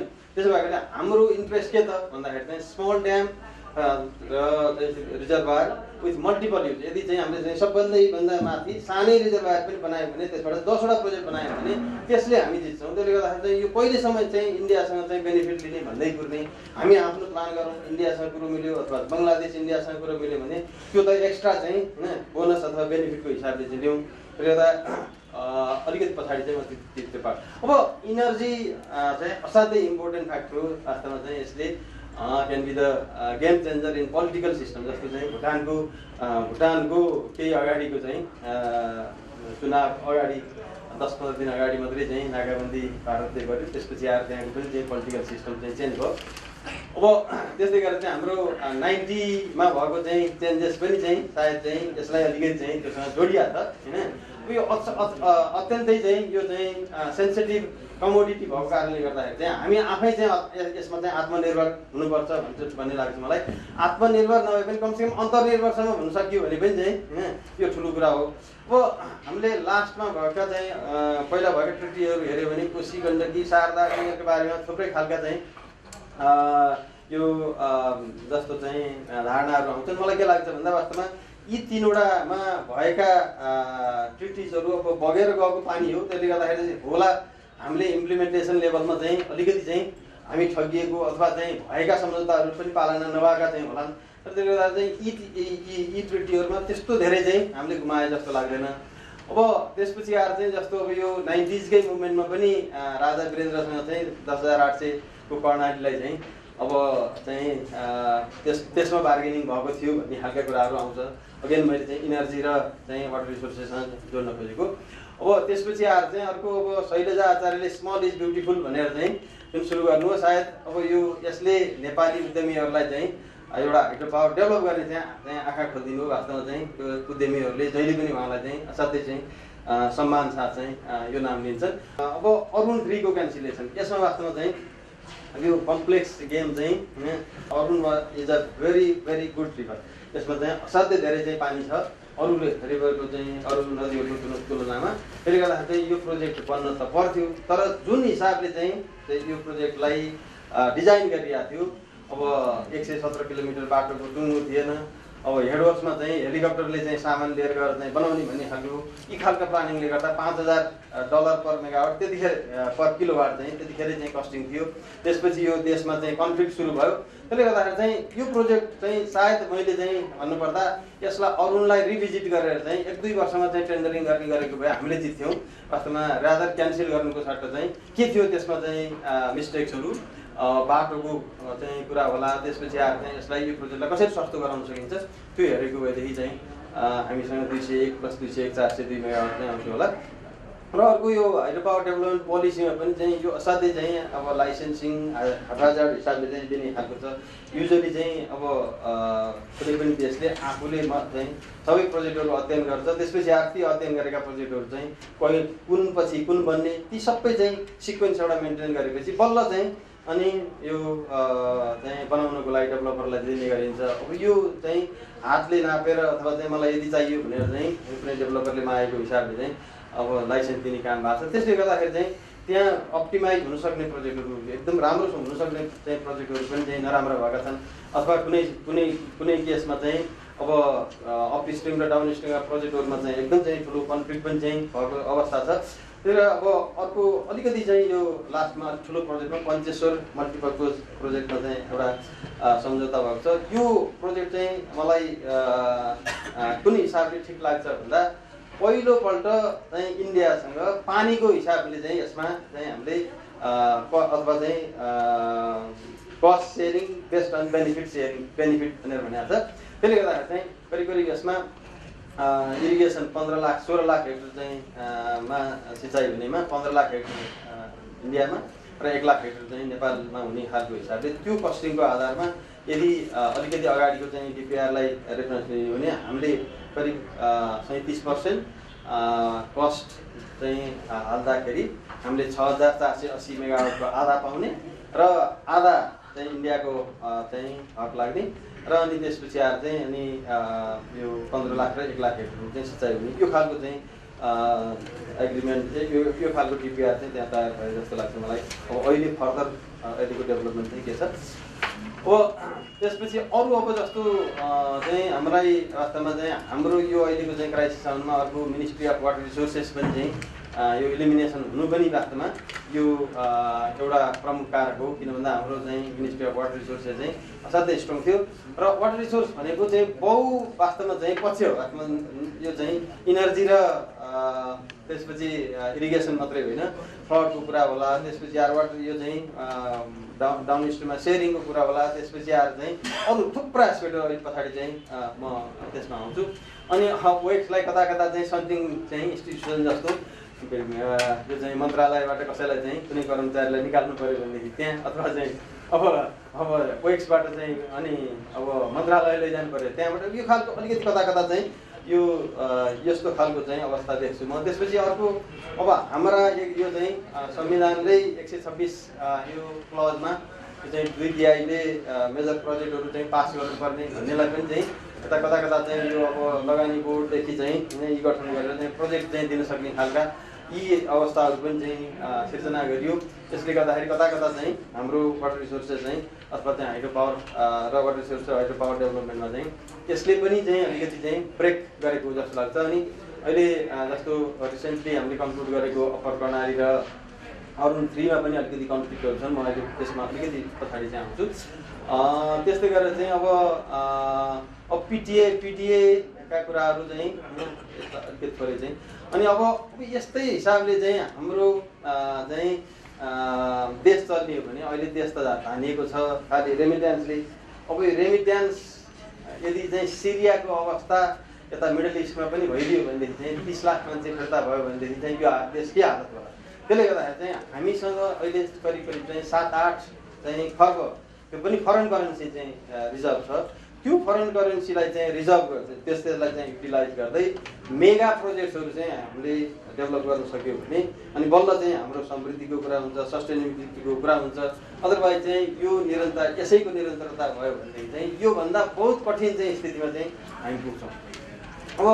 अब पिटिए र पिडिएको पोजिटिभ मेसेज चाहिँ जस्तो पिटिए हामीलाई चाहिन्थ्यो, त्यसले गर्दाखेरि चाहिँ यो ठिकै जस्तो लाग्छ। यसमा भएका अब प्रोजेक्ट डेभलपमेन्टका चाहिँ लेभलमा कसरी गरिन्छ त्यो फेरि त्यहाँनिर हामी सतर्क हुनुपर्ने चाहिँ किन जरुरी छ। किन भन्दा हाम्रोमा बर्खामा अलिकति चाहिँ इनर्जी बढी हुन्छ, हिउँदमा कम छ। त्यसले गर्दाखेरि पनि चाहिँ यो जस्ट चाहिँ अपोजिट चाहिँ हाम्रो नेबरिङ कन्ट्रीको सिचुएसन छ, उनीहरूको चाहिँ जस्तो गर्मीको बेलामा चाहिँ डिमान्ड बढी छ। त्यसले गर्दा यसले ठिकै गर्छ। अब यसले जस्तो चाहिँ हाम्रो इनेबलिङ इन्भाइरोमेन्ट एफडिआईमा चाहिँ यसलाई फरेन डाइरेक्ट इन्भेस्टमेन्टको लागि पनि चाहिँ बाटो खोले जस्तो लाग्छ। अब र अर्को चाहिँ अरू इन्डस्ट्रीहरूको लागि पनि चाहिँ एभिन्यू खोले जस्तो लाग्छ। अनि अब यसैको चाहिँ क्रिटिसिजम चाहिँ पिटिएको कुरा गर्दा अब जस्तो अप्पर कर्णाली जस्तो चाहिँ 4200 मेगावाट र 4200 मात्रै होइन रहेछ। पछि गएर मैले थप अध्ययन गर्दाखेरि त चाहिँ दोस्रो स्टेजमा अर्को 4000 थप्नु सक्ने र अर्को चाहिँ तेस्रो स्टेजमा गएर चाहिँ अर्को 4000 चाहिँ पम्प स्टोरेजको परिकल्पना गर्ने भने करिब करिब 12000 मेगावाट चाहिँ त्यही साइडबाट चाहिँ उत्पादन हुन सक्दो रहेछ। संसारकै सबैभन्दा सस्तो प्रोजेक्टलाई चाहिँ हामीले जम्मा चाहिँ 900 मेगावाट जेनेरेट गर्ने खालको हिसाबले चाहिँ त्यसरी गरेका छौँ। म पछाडि करेक्सन के गर्न कहाँ के गर्न सकिन्छ त्यसमा पनि आउँछु। अनि अब जस्तो चाहिँ हामीसँग अहिले सबैले क्रिटिसाइज गरे कि भन्दा हामी आफैसँग चाहिँ होइन यो चाहिँ इनर्जी छैन, एक्सपोर्ट गर्ने भनेर चाहिँ ठुला मेगा प्रोजेक्टमा चाहिँ अब हात हालेर सब इफोर्ट फेरि गभर्मेन्टको मेसिनरीदेखि सब चाहिँ यो चाहिँ इफोर्ट राज्यकै सबै इफोर्ट चाहिँ यो चाहिँ पिडिए चाहिँ गर्नको लागि लाउनु कति ठुलो हो। त्यसपछि गएर चाहिँ अब यो डोमेस्टिक रिसोर्सलाई चाहिँ जस्तो हामी कसरी चाहिँ एट्र्याक्सन गरेर यी प्रोजेक्टहरू बनाउन सकिन्छ। अप्पर कर्णालीले अफर गरेको चाहिँ होइन जुन एउटा राज्यलाई बेनिफिट छ त्यो नराम्रो छैन। मैले वास्तवमा चाहिँ यो पिडिए खराबै भनेको होइन। 12% फ्री इनर्जी हो, 27% चाहिँ फ्री इक्विटी हामीलाई पाउने अवस्था छ। उसले 139 अर्ब रुपियाँ चाहिँ मेरो खर्च हुन्छ भन्ने खालको चाहिँ इस्टिमेट छ। त्यस्तै गरेर चाहिँ अरुण 3 मा 900 र चाहिँ 900 मेगावाट 4 अर्ब युनिट उत्पादन हुने 22% फ्री इनर्जी चाहिँ यहाँबाट हामीले पाउने खालको चाहिँ छ। 104 अर्ब रुपियाँ चाहिँ यसबाट आउने भन्ने प्रस्ताव छ। ओके, अब यहाँनिर चाहिँ जस्तो हामीलाई हाम्रो समस्या हिउँदमा छ। हामीले यी दुईटा प्रोजेक्ट जमानामा चाहिँ हामीले चाहिँ राम्रो प्रोजेक्ट र भन्दै चाहिँ अध्ययन गर्दै राखेको रेडी टु गो भनौँ न होइन। रेडी टु गो प्रोजेक्टलाई चाहिँ हाम्रो आफ्नो चाहिँ मागलाई सम्बोधन गर्ने हिसाबले चाहिँ नबनाइकन हामीले कति पाउँछौँ त भन्दा जस्तो 108 मेगावाट जुन बेला हामीलाई चाहिँ अब हामीसँग नै पर्याप्त हुन्छ त्यो बेला 108 मेगावाट पाउँदो रहेछ। अरूको केसमा भन्यो भने चाहिँ 200 मेगावाट चाहिँ हामीले समरमा पाउँछौँ भने 30 मेगावाट ड्राई सिजनमा पाउँछ। अब 30 र 18 48 मेगावाटले हाम्रो चाहिँ मागलाई कहाँबाट चाहिँ सम्बोधन हुन्छ। त्यसले गर्दाखेरि चाहिँ यसको अल्टरनेटिभमा यदि हामीले बनाएको भएदेखि चाहिँ 600 करिब दुईटै प्रोजेक्ट चाहिँ 600 मेगावाटमा चाहिँ यदि Q40 मा जाने भने चाहिँ र करिब 2 अर्ब युनिट चाहिँ त्यसबाट चाहिँ आउन सक्थ्यो, जसले ड्राई सिजनमा चाहिँ एनर्जी बढी ल्याउँछ। ती प्रोजेक्टहरू चाहिँ विथ हाई आर चाहिँ इन्टरनल रेट अफ रिटर्न हुन्छ, ती प्रोजेक्टहरू चाहिँ हामीले अन्डरटेक गरौँ। त्यस्तै फुल कुनै प्रोजेक्टहरू छन् जस्तो चाहिँ फुल सिजनल स्टोरेज हुनसक्छ, तिनीहरूलाई चाहिँ हामीले प्रायोरिटाइज गरौँ। लङ टर्मको केसमा चाहिँ हामीसँग दुईवटा अप्सन छ। एउटा हामीले चाहिँ हाइड्रो पावरलाई अप्टिमाइज गर्ने कि होइन, त्यसपछि तल्लो चाहिँ हाम्रो राइपेरियनसँग चाहिँ कोअपरेसनमा चाहिँ सबै पार्टलाई चाहिँ कोअपरेसन जस्तो गर्ने होइन। अब यदि चाहिँ हाम्रो अभियसली चाहिँ बेनिफिट भनेको चाहिँ जस्तो राइपेरियन कन्ट्रीसँग पनि चाहिँ यदि हामीले चाहिँ कस्ट सेयरिङ बेसिसमा जाने भने चाहिँ त्यो चाहिँ ठुलो बेनिफिट चाहिँ हुन्छ। हाम्रो 42,000 मेगावाट मध्ये करिब चाहिँ 50% जति चाहिँ रिजर्भरबाट रेगुलेट हुन सक्ने अथवा चाहिँ त्यो चाहिँ 8 घण्टा पिकिङमा चाहिँ यदि चलाउने हो भने 55,000 मेगावाट जति लगभग यो चाहिँ एकदम अब क्रुड फिगर हो, त्यसले गर्दाखेरि त्यसलाई एकदमै धेरै चाहिँ तर अब यो त्यति धेरै तलमाथि पनि चाहिँ नहोला। अब यदि इन्डिया बङ्गलादेशको चाहिँ अथवा चाहिँ हाम्रो कमन ग्रिडको कन्सेप्टमा हेर्ने भने चाहिँ 55,000 मेगावाट जति हामी चाहिँ जेनेरेट गर्न सक्छौँ र बाँकी 30,000 मेगावाट जति चाहिँ हामीले चाहिँ रन अफ आरओआर मोडमा चाहिँ जेनेरेट गर्न सक्छौँ र यसरी गर्दा करिब चाहिँ 80 अर्ब घनमिटर पानी चाहिँ हाम्रो देशमा चाहिँ स्टोर हुन सक्दो रहेछ।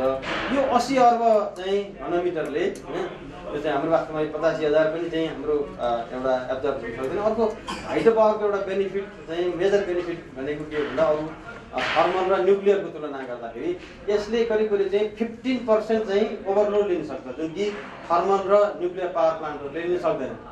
100 मेगावाटको प्रोजेक्टले यदि पानी छ भने चाहिँ 115 मेगावाटसम्म चाहिँ उसले केही समय जेनेरेट गर्न सक्छ। त्यो यदि सिस्टममा चाहिँ कुनै प्रोजेक्टहरू चाहिँ फेल भयो भने यो चाहिँ त्यसले चाहिँ यसरी चाहिँ एकोमोडेट गर्छ। यो बेनिफिट वास्तवमा चाहिँ हाइड्रो पावरको अत्यन्तै ठुलो चाहिँ बेनिफिट हो। र अब यो सिस्टमले चाहिँ 85,000 मेगावाटबाट चाहिँ करिब 13,000 मेगावाट जति चाहिँ हाम्रो त्यो चाहिँ भुटान, इन्डिया, नेपाल चाहिँ बङ्गलादेशको यो ग्रिडले यसरी चाहिँ बोनस चाहिँ यसरी पाउन सक्छ।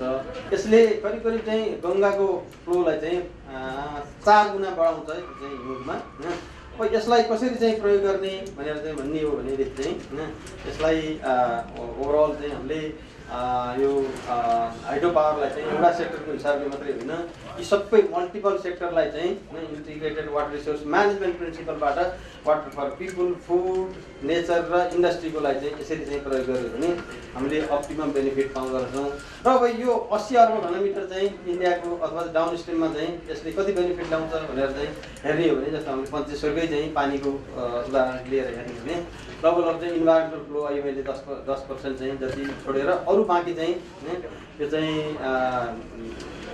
डाउन स्ट्रिममा को कन्टेस्टमा चाहिँ यदि हेर्ने हो भने करिब चाहिँ यसले लगभग चाहिँ 2 करोड 10 लाख हेक्टरमा चाहिँ इरिगेसन गर्दो। यो हिउँदमा सिँचाइ नहुने चाहिँ 2 करोड 10 लाख हेक्टरमा चाहिँ यसरी सिँचाइ हुन्छ। एउटा वर्ल्ड ब्याङ्कले स्टडी गरेको चाहिँ एउटा प्रोजेक्टले के भनेर देखाएको छ भन्दा नेपालमा भएको चाहिँ हाइड्रो पावरबाट $5.4 बिलियन पर इयर चाहिँ होइन यो चाहिँ आउन सक्छ अथवा चाहिँ इन्कम जेनेरेट हुन सक्छ भन्ने खालको छ। भने के प्रोजेक्टहरू छन् त भनेर भन्दाखेरि चाहिँ हाम्रो खिम्ती बेसिनमा करिब चाहिँ 1000 मेगावाटको चाहिँ प्रोजेक्ट चाहिँ सम्भव छ।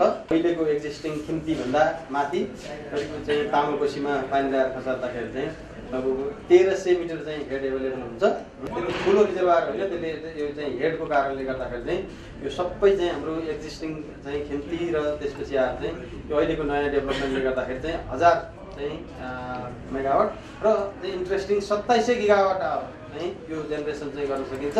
र यो चाहिँ धेरै जसो ड्राई सिजनमा करिब 22 कि 2400 चाहिँ गिगावाट आवर चाहिँ हामीलाई चाहिँ ड्राई सिजनमा उपलब्ध हुन्छ। जबकि हामी बुढीगण्डकीको कुरा गर्दैछौँ, बुढीगण्डकीबाट 1400 गिगावाट आवर मात्रै चाहिँ हामीलाई ड्राई सिजनमा चाहिँ जेनेरेसन हुन्छ। 1900 गिगावाट आवर त बर्खामा। त्यसले गर्दाखेरि चाहिँ हामीले यो खालका प्रोजेक्टहरू सेलेक्सन गर्न सक्यो भने यसैको डाउन स्ट्रिमको हो। यो चाहिँ हामीले कर्णालीलाई चाहिँ हामीले चाहिँ फुल्ली युटिलाइज गर्न सकिन्छ त भन्ने खालको अलिकति मैले यहाँ राखेँ। वास्तवमा कर्णाली प्रोजेक्ट किन सबैभन्दा सस्तो भन्दाखेरि चाहिँ यो धेरै चाहिँ लामो चाहिँ बेन्ड बनाएर आउँदाखेरि यो चाहिँ यो कर्णाली रिभर यता माथिबाट आयो, यो करिब करिब 50-60 किलोमिटर घुमेर आइसके पछाडि चाहिँ यहाँ चाहिँ लगभग चाहिँ 2 किलोमिटरभन्दा सानो चाहिँ घाँटी छ र 150 मिटर चाहिँ हेड चाहिँ यहाँ यसले जेनेरेट गर्छ। त्यसो भएका चाहिँ यो प्रोजेक्ट संसारकै सबैभन्दा सस्तो प्रोजेक्ट भनेर चाहिँ हामी चाहिँ भन्छौँ। सकेको PDA-लाई नै बेस मानेर 900 मेगावाट GMR-को उसले चाहिँ 4.4 बिलियन युनिट चाहिँ उसलाई दिएर यो 4200 मेगावाट चाहिँ हामी सबै चाहिँ नेपालले बनायो भनेदेखि चाहिँ 3300 मेगावाट जति चाहिँ मेगावाट चाहिँ हामीले नेपालले चाहिँ प्रयोग गर्यो भने यो साह्रै सस्तो प्रोजेक्ट छ। त्यसले गर्दाखेरि चाहिँ अझै पनि चाहिँ बिग्रिएको छैन, उनीहरूले चाहिँ बनाउन सुरु गरिसकेका छैन। अर्को एउटा बेनिफिट चाहिँ के भन्दा उनले थुप्रै इन्भेस्टिगेसन त्यहाँ गरेका छ। त्यसले गर्दाखेरि चाहिँ हामी करिब करिब 1.5-2 वर्षमा चाहिँ हामी यो प्रोजेक्ट चाहिँ सुरु गर्न सक्ने चाहिँ अवस्थामा चाहिँ हुन्छौँ। हामीसँग असाध्यै ठुलो चाहिँ सम्पदा छ र यो चाहिँ धेरै सस्तो चाहिँ प्राइसमा हामी यसलाई चाहिँ हार्भेस्ट गर्न सक्छौँ। यो भिजन, पोलिसी, स्ट्राटेजी र प्लानले यसलाई चाहिँ यसलाई समेट्न सक्नु पर्यो। स्टेट थोरै चाहिँ कन्ज्युमर्स, त्यसपछि आएर चाहिँ प्राइभेट सेक्टरसँग चाहिँ ज्ञान पनि छ र पैसा पनि चाहिँ केही छ। त्यसले गर्दाखेरि चाहिँ म्यानेजमेन्टमा प्राइभेट सेक्टर पनि आओस् र मेगा प्रोजेक्ट गऱ्यो भने मात्रै चाहिँ हामी हाम्रो चाहिँ अब समृद्धि चाहिँ हाम्रो कल्पना गर्न सक्छौँ। लेखानी ड्यामको तलतिर जम्मा 3 किलोमिटर चाहिँ लामो भने 6 अर्ब रुपियाँ खर्च गऱ्यो भनेदेखि चाहिँ हामी हेटौँडाबाट चाहिँ बल्कुसम्म आउने बाटो तयार गर्न सक्छौँ र 10 वर्षको लागि चाहिँ त्यो 10-12 वर्षलाई चाहिँ हाम्रो त्यो चाहिँ ट्राफिकले चाहिँ काम गर्छ। 90 अर्ब रुपियाँ चाहिँ कसैलाई दिएर 15 अर्ब रुपियाँ चाहिँ ग्यारेन्टी गरेर चाहिँ फास्ट ट्र्याकको करिब चाहिँ एक्सिडेन्ट हुन लागेको चाहिँ प्रोजेक्ट थियो। त्यस्ता खालको प्रोजेक्टले चाहिँ हामीलाई कहिले पनि चाहिँ उन्नति गर्दैन। हामीले लिन सक्ने हार्ड मात्रै चाहिँ रोज्नु पर्यो। यति भन्दै चाहिँ मैले थ्याङ्क यू। अब यो देशमा के काम गर्यौँ, मैले चाहिँ के गरेँ र अहिले नगरे कहिले गर्ने र यो देश अर्काले बनाइदेला भन्ने कुरामा म विश्वास नगरौँ। हिजो विदेशीले बनाएनन्, राणाले बनाएनन्, शाहले बनाएनन्, प्रजातन्त्रले पनि बनाएन। अब त बनाऊँ, अब त केही गरौँ भन्नका लागि कुरा गर्ने भने मैले चाहिँ 4वटा प्रोजेक्ट बनाएँ, तपाईँहरूले कतिवटा बनाउनुको थाहा छैन। मैले आज देशको राष्ट्रिय ग्रिडमा करिब 15 मेगावाट बिजुली दिइराखेको छु र मलाई नेपालका ब्याङ्कहरू पुरा सहयोग छ, समर्थन छ। तर दुःख पीडा के छ मन्त्रीज्यू भनेदेखि आज हामीले बारम्बार कराइराखेको यत्रो ऊर्जा सङ्कटको बेलामा ऊर्जा सम्बन्धी कानुन भएन,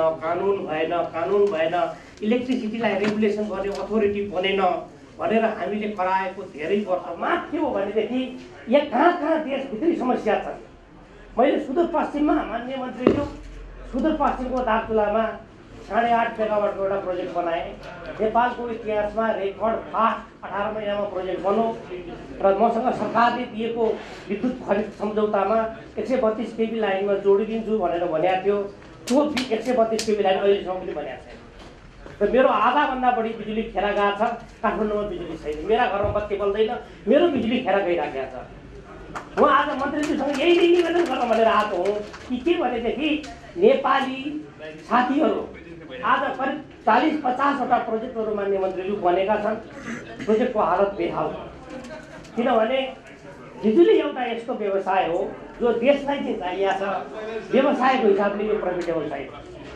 र मैले नयाँ साथीहरूलाई कसैलाई देख्दाखेरि कोही मान्छेलाई चाहिँ निकै के भनेदेखि दुःख दिनु परेको छ भने हाइड्रो पावरमा लगाइदियो भने पुग्छ, त्यो आफै दुःख गर्छ, त्यसलाई अर्को काल खोजिराख्नु पर्दैन।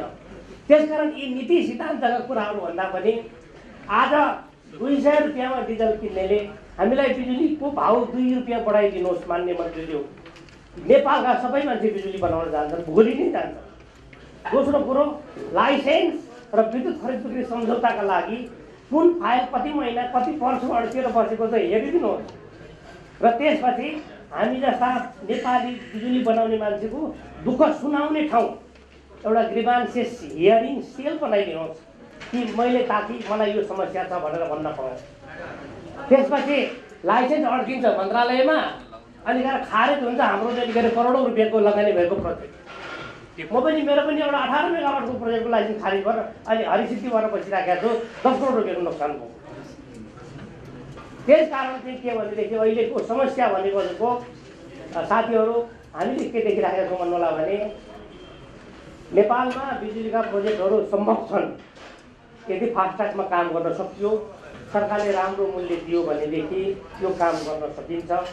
यस्ता खालका आयोजनाहरू अरू पनि बनाएर जान सकिन्छ। यो एउटा व्यवसायको एउटा नयाँ क्षेत्र विकास भएर आएको छ। हाइड्रो पावर प्रोजेक्ट बनाउन भनेर लाग्दाखेरि गाडी किन्ने हो भने माननीय मन्त्रीज्यू 6% मा ऋण पाइन्छ, हाइड्रो पावर प्रोजेक्ट बनाउने 12% ब्याज दिनुपर्छ। अनि त्यसले गर्दाखेरि यो हुने पनि नहुनेमा पर्ने गर्ने यस्तो खालको जबरजस्तीको स्थिति छ हाम्रो देशमा। त्यसले गर्दाखेरि अबको दिनमा हामीले देखेको चाहिँ के हो भनेदेखि इमान्दारितापूर्वक लागेर गर्ने हो भने यो एउटा व्यावसायिक क्षेत्र हो र यो भित्र नेपाली निजी क्षेत्रका कुराहरू सानो स्केलमा मात्रै हो। बाँकी चाहिँ के भनेदेखि यसलाई अलिकति मन्त्रीज्यूले केही सुधार गरिदिने हो भनेदेखि हामीले यस सम्बन्धमा बनाएको एउटा रिपोर्ट हामी हजुरका मन्त्रालयमा पुर्याउन ल्याउँछौँ र त्यसपछि यहाँ आज उपस्थित हुनुभएका साथीहरू सबैलाई मैले के भन्छु भनेदेखि तपाईँ हामी सबैले यो इन्जिनियरिङ कलेजले चाहिँ नेपालमा हाइड्रो पावरको लागि नलेज सेन्टर बनिदियोस्, तपाईँहरूको ग्राहक हुन सक्छौँ, हामी तपाईँहरूको सेवाग्राही हुन सक्छौँ, मिलेर काम गरौँ, देशमा प्रचुर सम्भावना छ। म यति भन्दछु, धन्यवाद। हिलसाइड कलेजमा आइदिएर यो कार्यक्रमलाई एउटा सफल बनाउन सहयोग गर्न धन्यवाद चाहिँ हाम्रो अध्यक्षद्वारा एउटा सानो मायाको चिनो मलाई प्रदान गरेका। सबभन्दा पहिले त यो सबै प्रस्तुति यस्तो गरेँ इभन टिभी इन्टरभ्यूहरू भन्ने गरिरहेको छु कि यो टाइटल नै मिलेन। यो ऊर्जा र विद्युतलाई चाहिँ मिसाएर चाहिँ भन्ने गरिरहेको छु। सबै किसिमको ऊर्जा भने चाहिँ विद्युत भनेको र ऊर्जा भने एउटै शब्द, एनर्जी र इलेक्ट्रिसिटी अथवा पावर भनेको कम्प्लिटली फरक चिज हो। विभिन्न रूपहरूमध्ये चाहिँ त्यो पावर नै ऊर्जाका विभिन्न फर्महरूमध्ये एउटा फर्म चाहिँ इलेक्ट्रिसिटी हो। त्यसैले यो ऊर्जा सङ्कट नेपालमा छैन। अहिले चाहिँ यो 2-3 महिना अगाडि नाकाबन्दीबाट चाहिँ ऊर्जा सङ्कट भएको छ, तर चाहिँ अब 10 करिब 10 अगाडिसम्म चाहिँ नेपालमा ऊर्जा सङ्कट थिएन। किनभने अब ऊर्जामा 82-84% चाहिँ बायोमास दाउराहरूको चाहिँ ऊ छ, त्यसको सेयर छ। 10% जति चाहिँ करिब पेट्रोलियम प्रडक्टहरूको सेयर छ। अनि जम्मा 1.5% मात्रै बिजुलीको सेयर छ टोटल हाम्रो चाहिँ ऊर्जा खपतमा। अनि अब 1.5%को अभाव हुँदैमा नेपालमा चाहिँ एकदम चरम ऊर्जा सङ्कट भयो भनेर चाहिँ भन्न मिल्दैन वास्तवमा। यो चाहिँ नितान्त यो विद्युत सङ्कट हो। त यो अहिले हामीले चाहिँ छलफल गरिरहेको छौँ, किनभने हामीले चाहिँ नाकाबन्दी खोल्ने बारे त छलफल गरेका छैनौँ होइन। इभन तिब्बतबाट अथवा अन्तबाट ग्यास पेट्रोलियम गर्ने बारे पनि छलफल गरेका छैनौँ। त्यसैले जसलाई शब्दमै क्ल्यारिटी छैन त्यसले के समाधान गर्छ होइन। जसले चाहिँ समस्यामा चाहिँ शब्दमै क्ल्यारिटी नभए चाहिँ गर्न सकेन। अहिले हाम्रो जुन ऊर्जा मन्त्रालय भन्ने छ त्यो पनि व्यावहारिक रूपमा प्र्याक्टिकली त्यो विद्युत मन्त्रालय, किनभने त्यसले न दाउराको कुरा हेर्छ, त्यसले न पेट्रोलियमको कुरा हेर्छ, त्यसले न चाहिँ अरू रिन्युएबलको कुरा हेर्छ, कोइला पनि हेर्छ, केही हेर्दैन। त्यसले चाहिँ नितान्त विद्युत मात्रै हेर्ने हुनाले त्यसको खास नाम चाहिँ विद्युत मन्त्रालय हुनु पर्थ्यो। इन्डियामा चाहिँ हाम्रो त्यसको काउन्टर पार्ट मन्त्रालयलाई विद्युत मन्त्रालय नै भनिन्छ। अनि हेऱ्यो भने के देख्छ भनेदेखि यो बिजुली सम्बन्धी चाहिँ पहिले 70को दशकभन्दा अगाडिसम्म अथवा मध्य 70को दशकभन्दा अगाडिसम्म सबै बिजुलीका प्रोजेक्टहरू चाहिँ विदेशीले बनाइदिन्थे, त्यो पनि अनुदानमा बनाइदिन्थे। र त्यसपछि हेऱ्यो भने पहिलो चाहिँ सार्वजनिक क्षेत्रबाट ऋण लिएर बनेको नेपालको पहिलो आयोजना भनेको चाहिँ जेनेरेसन प्रोजेक्टमा कुलेखनी 1 मा चाहिँ World Bank, OPEC, Japanese government विभिन्न एजेन्सीहरूबाट चाहिँ ऋण लिएर बनाइयो। त्यसपछि अनि अब संस्थागत हिसाबले हेऱ्यो भनेदेखि त्योभन्दा अगाडि चाहिँ बिजुली अड्डा अनेक हुँदाहुँदै यो इडी भने इलेक्ट्रिसिटी डिपार्टमेन्ट, त्यो बेला विद्युत विभाग अनि नेपाल इलेक्ट्रिसिटी कर्पोरेसन भनिन्थ्यो, अनि पूर्वाञ्चल विद्युत कर्पोरेसन भनिन्थ्यो। यो तिनटैलाई चाहिँ गाभेर 42 साल भदौ 1 गतेदेखि चाहिँ अनि विद्युत प्राधिकरण त्यो बेला के थियो भनेदेखि यो सबै एउटै संस्थामा हुनु पऱ्यो, बिजुली उत्पादन गरेर बेच्ने छुट्टै छुट्टै हुनु भएन भनेर करिब 10 वर्षदेखिको विविध डोनरहरूको प्रयासबाट चाहिँ एउटै बनाइयो त्यो होइन। अब अहिले फुटाउने प्रयास चाहिँ हामी फेरि लागिरहेको छ। त्यसपछि अहिले 1992 अथवा 49 सालसम्म हेऱ्यो भने बिजुली भनेको चाहिँ कम्प्लिटली पब्लिक सेक्टरको अफेयर थियो। त्यसमा निजी संलग्नता चाहिँ छँदै थिएन, एकदम न्यून रूपमा थियो भए पनि सप्लाईमा इत्यादिमा। अनि त्यसपछि के भयो त्यो 49को 90sको अर्ली 90sको दशकमा अनि ग्लोबली जुन लिबरलाइजेसनको एकदम हावा आयो है। त्यो हावा आएपछि चाहिँ अनि के भन्न थाल्यो भने बिजुली भने उद्योग हो, त्यो सजिलैसँग त्यसको पेमेन्ट हुनसक्छ, त्यसबाट निक्लिने चिजको जस्तो सिँचाइको चाहिँ पेमेन्ट गर्न गाह्रो हुन्छ, सिँचाइको पानी पटुकाउन गर्न गाह्रो हुन्छ। तर बिजुलीको के भन्छ मिटर राखेर पैसा चाहिँ तिर्न गर्न उठाउन सजिलो भयो भने बिजुली भने उद्योग हो, सरकारले यसमा पैसा लगाइरहनु जरुरी छैन। त्यसैले चाहिँ जस्तो अब चाउचाउ उद्योग चाहियो, चाउचाउ बजारमा चाहियो भने के गर्छ सरकारले चाउचाउ फ्याक्ट्री खोल्दैन। त्यस्तै बिजुली पनि अब प्राइभेट सेक्टरले गर्छ चाहिँ त्यो नीति चाहिँ लगाइयो र जसको फलस्वरूप चाहिँ विद्युत ऐन 2049, विद्युत नियमावली 2050 अनि त्योभन्दा ठिक अगाडि जलविद्युत विकास नीति 2049 चाहिँ लिएर आयो। अनि त्यसपछि अहिले आएर विभिन्न अनुभवहरू हेरेर 2058 सालको चाहिँ अहिलेको सरकारको नीति भने के भन्यो भने जलविद्युत विकास नीति 2058 अथवा 2001 को नीतिले अहिलेसम्मको अहिलेको चाहिँ लेटेस्ट नीति चाहिँ त्यही छ। लेटेस्ट भनेको पनि 14 वर्ष पुरानो भइसक्यो। 50 सालदेखि लिएर 58 सालमा त्यो 8-10 वर्षको अवधिमा चाहिँ के चाहिँ महसुस गरियो, यो चाहिँ फेरि नेपालमा मात्र होइन कि ग्लोबली नै अरू छिमेकी देशहरूमा पनि त्यस्तो महसुस गर्यो। के गरिरहेछ भने जुन अघि मैले विभिन्न चाहिँ छरिएर बसेका संस्थाहरूलाई एउटै बनाएर चाहिँ नेपाल विद्युत प्राधिकरण भन्ने बनायो, तर अब चाहिँ अब यो यसलाई टुक्रा टुक्रा बनाउनु पर्छ भन्ने किसिमको चाहिँ यो विश्वव्यापी लहर नै आयो। जस्तो अमेरिकामा हेऱ्यो भने अमेरिकामा विभिन्न राज्यमा चाहिँ उनीहरूको चाहिँ टुक्रा टुक्रा के को विषयमा भने उत्पादन गर्ने, प्रसारण गर्ने र वितरण गर्ने, यो 3टा बिजनेस भनिन्छ। त्यो 3टा बिजनेसहरूलाई चाहिँ त्यो भिन्न भिन्न चाहिँ संस्थाहरूले गर्नुपर्छ र एउटै संस्थाले 3टै बिजनेस चाहिँ गर्न हुँदैन भन्ने चाहिँ जुन अवधारणा छ त्यो अवधारणा चाहिँ बलियो हुँदै गयो। जस्तो युएसएमा गयो भने त्यहाँ चाहिँ नेपाल कुनै राज्यमा चाहिँ नेपालको जस्तो 3टै एउटै चिज गर्ने पनि पाइन्छ भने कुनै ठाउँमा चाहिँ छुट्टै गर्ने पनि पाइन्छ। यो विशेष गरी यो अवधारणा किन आयो भन्दाखेरि चाहिँ यो कन्फ्लिक्ट अफ इन्ट्रेस्ट नहोस् भनेर 3टै चिज एउटै गर्ने भने के हुन्छ भने जस्तो विद्युत प्राधिकरणले आफ्नो चाहिँ आफूले उत्पादन गरेको भने बिजुली चाहिँ प्रसारण गर्न पर्यो भनेदेखि उसले चाहिँ प्राथमिकता दिने भयो। उहाँले गरेको भनेदेखि त्यहाँ यो प्रसारण लाइनको क्यापेसिटी छैन, मिल्दैन भन्नु है। यस्तो चिज नहोस् भनेर चाहिँ यो चाहिँ छुट्टै 3टा चाहिँ बिजनेसमा चाहिँ विभक्त गर्नुपर्छ भन्ने चिज आयो। र अनि अर्को चाहिँ जब पब्लिक सेक्टर र प्राइभेट सेक्टर त्यहाँ मिसिएर काम गर्छन् र अनि फेरि यो के भनेदेखि कुनै एउटा ठाउँमा एउटा कम्पनीले डिस्ट्रिब्युसन गरिरहेछ, लाइन बनाएर बिजुली दिइरहेछ भनेदेखि त्यो ठाउँमा फेरि अर्को तार चाहिँ जोड्ने कुरो भएन। त्यसमाले चाहेर पनि नचाहेर पनि कतिपय केसमा चाहिँ यो मोनोपोली हुन्छ। एउटै क्षेत्रमा 2-3वटाले चाहिँ प्रतिस्पर्धा गर्न मिल्दैन। त्यो कारणले गर्दाखेरि यसलाई रेगुलेट गर्नको लागि चाहिँ अर्धन्यायी खालको एउटा रेगुलेटरी चाहिँ संस्था एजेन्सी चाहिन्छ भन्ने कुरा चाहिँ आउँदै गयो। जस्तो उहाँले अघि माग्नु भएको थियो हामीलाई एउटा रेगुलेटरी चाहिँ संस्था दिनु पऱ्यो भनेर जुन माग्नु भएको थियो त्यो पनि यही अन्तर्गत। अनि यो अनुसार चाहिँ अब यो आवश्यकताहरू महसुस गरेर 49 सालदेखिको अवधिमा 8-10 वर्षमा यो आवश्यकताहरू महसुस गरेर 2058 सालमा त्यो नीतिमा राखिस् भनेर राखेका कारणले एनइए मात्र होइन कि त्यो नीति अनुसार चाहिँ बिपिसी पनि अनबन्डल हुन्छ। बिपिसीले चाहिँ उत्पादन पनि गर्छ, कुनै ठाउँमा वितरण पनि गर्छ। अब गर्न पाइँदैन। उसले चाहिँ कि त उत्पादन मात्रै गर्नुपर्छ कि वितरण गर्नुपर्छ। यो 2टा कम्पनीहरू छुट्टै एउटै कम्पनीले 2टा काम गर्न पाइँदैन।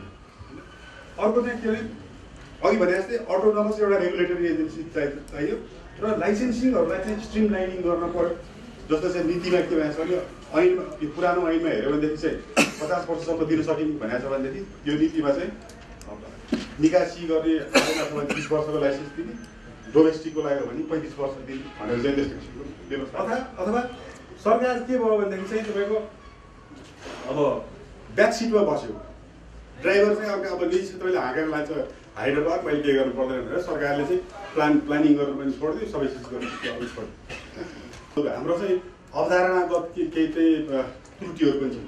जस्तो 80 को दशकमा के चल्यो भनेदेखि एन्टी ड्याम, ठुलो ड्याम बनाउनु हुँदैन, ड्याम भनेर चाहिँ बनाउनु हुँदैन भनेर चाहिँ जुन पश्चिममा हावा आयो त्यो हावालाई चाहिँ हामीले के गर्यौँ भने झाँक्ने नीति निर्माणमै बसेको चाहिँ अथवा चाहिँ त्यो एडभाइस गर्ने चाहिँ तहमा बस्ने मान्छेले त्यसलाई आत्मसात गरेर नो ड्याम भन्दै हिँड्यो। त्यसले गर्दाखेरि के भने ठुला आयोजनाहरू बनाउनै हुँदैन भन्ने चाहिँ जुन अवधारणा थियो त्यो अवधारणा चाहिँ एकदम बलियो भएर चाहिँ 80 को दशकमा देखियो। समन्यायिक पहुँचको लागि भनेर उनीहरूलाई पनि सुविधा दिनुपर्छ राज्यले भनेर जुन रिन्युएबल एनर्जीहरूको प्रोग्रामहरू गरे हुन्छ, अफ ग्रिड आइसोलेटेडहरू, त्यो र टोटल देशको चाहिँ जुन अनग्रिड चाहिँ कमर्सियल इलेक्ट्रिसिटी हो त्यसलाई मिक्सअप गर्नु हुँदैन। तिनीहरू भने कम्प्लिटली फरक चिजहरू। अनि त्यो कमर्सियल इलेक्ट्रिसिटीको जुन आवश्यकता छ त्यो चाहिँ म माइक्रोले पुरा गर्छु, त्यो सानो सोलरले पुरा गर्छु, रुफटप सोलरले पुरा गर्छु भनेर जुन रङ नोसनहरू विभिन्न पोलिसीहरू पनि आउँछ, यसले पनि ठुलो समस्या परेको छ। यसले गर्दा पनि आजको चाहिँ स्थितिमा हामी आउनु परेको छ। मोटामोटी चाहिँ धारणा के भने एफडिआईको विषय हो भने एफडिआई लिने कि नलिने भनेर होइन, एफडिआई लिँदाखेरि यहाँको ट्यारिफमा एकदम इम्प्याक्ट पर्न सक्छ है, ट्यारिफमा इम्प्याक्ट पर्न सक्छ। त्यसमा एक्सपोर्ट गर्नको लागि कसैले प्रोजेक्ट बनाउँछ, बाहिरबाट पैसा ल्याएर बाहिर एक्सपोर्ट गर्छ भने हामीले त्यसमा टाउको दुखाउनु पर्ने केही पनि देखिन्छ। अहिले इन्डिया र नेपालको बिचमा cross border transmission interconnection master plan चाहिँ तयार भइरहेको छ, अलमोस्ट तयार भइसक्यो। 20 वर्षको टाइम होराइजन राखेर त्यो अनुसार चाहिँ अहिले ड्राफ्टको म इन्फर्मेसन दिउँ यहाँलाई। विभिन्न 6वटा पोइन्टहरूमा चाहिँ 10-15 हजार मेगावाटसम्म बिजुली यताउता हुन सक्ने एउटा पोइन्टबाट 5 देखि 10 हजार मेगावाटसम्म यताउति हुने सक्ने गरेर चाहिँ एउटा बृहत मास्टर प्लान चाहिँ तयार भइरहेछ। त्यसमा चाहिँ कर्णाली चिसापानी र पञ्चेश्वरको बाहेक अरू सबै पोटेन्सियल प्रोजेक्टहरूलाई चाहिँ सबैको एउटा मास्टर प्लान चाहिँ तयार भइरहेछ। त्यसैले त्यो डिरेक्सनमा पनि पावर ट्रेड एग्रिमेन्टले चाहिँ धेरै काम गरिरहेछ। चिलिमे प्रोजेक्ट भनेको मोस्ट करप्ट प्रोजेक्ट, त्यो मोडल नै करप्ट बुझ्यो। करप्ट किनभने त्यो एनइएको एउटा सब्सिडियरी कम्पनी हुन्छ, त्यहाँ एनइएको इम्प्लोइहरूको सेयर हुन्छ, कर्मचारीहरूको सेयर हुन्छ। अनि त्यसपछि के गर्छन्, आधा कर्मचारी एनइएको तर्फबाट नेगोसिएसन गरेर बस्छन्, आधा कर्मचारी आफ्नो नयाँ कम्पनीको तर्फबाट नेगोसिएसन गर्नु बसेर अनि पावर ट्रेड पिपिए गर्छन्। त्यस्तो पनि हुन्छ। मैले त पब्लिकली भन्ने गरेको छु, अमेरिकामा भए त्यस्तो अवधारणा ल्याउने, त्यस्तो प्रणयतालाई 40 वर्ष अथवा आजीवन कारावास चलाउनु त्यस्तो। यहाँ चाहिँ हामीले सक्सेसफुल प्रोजेक्ट भनेर चाहिँ भनिरहेको छ। तपाईँको सक्सेसफुल मोडल भनेर भन्छ।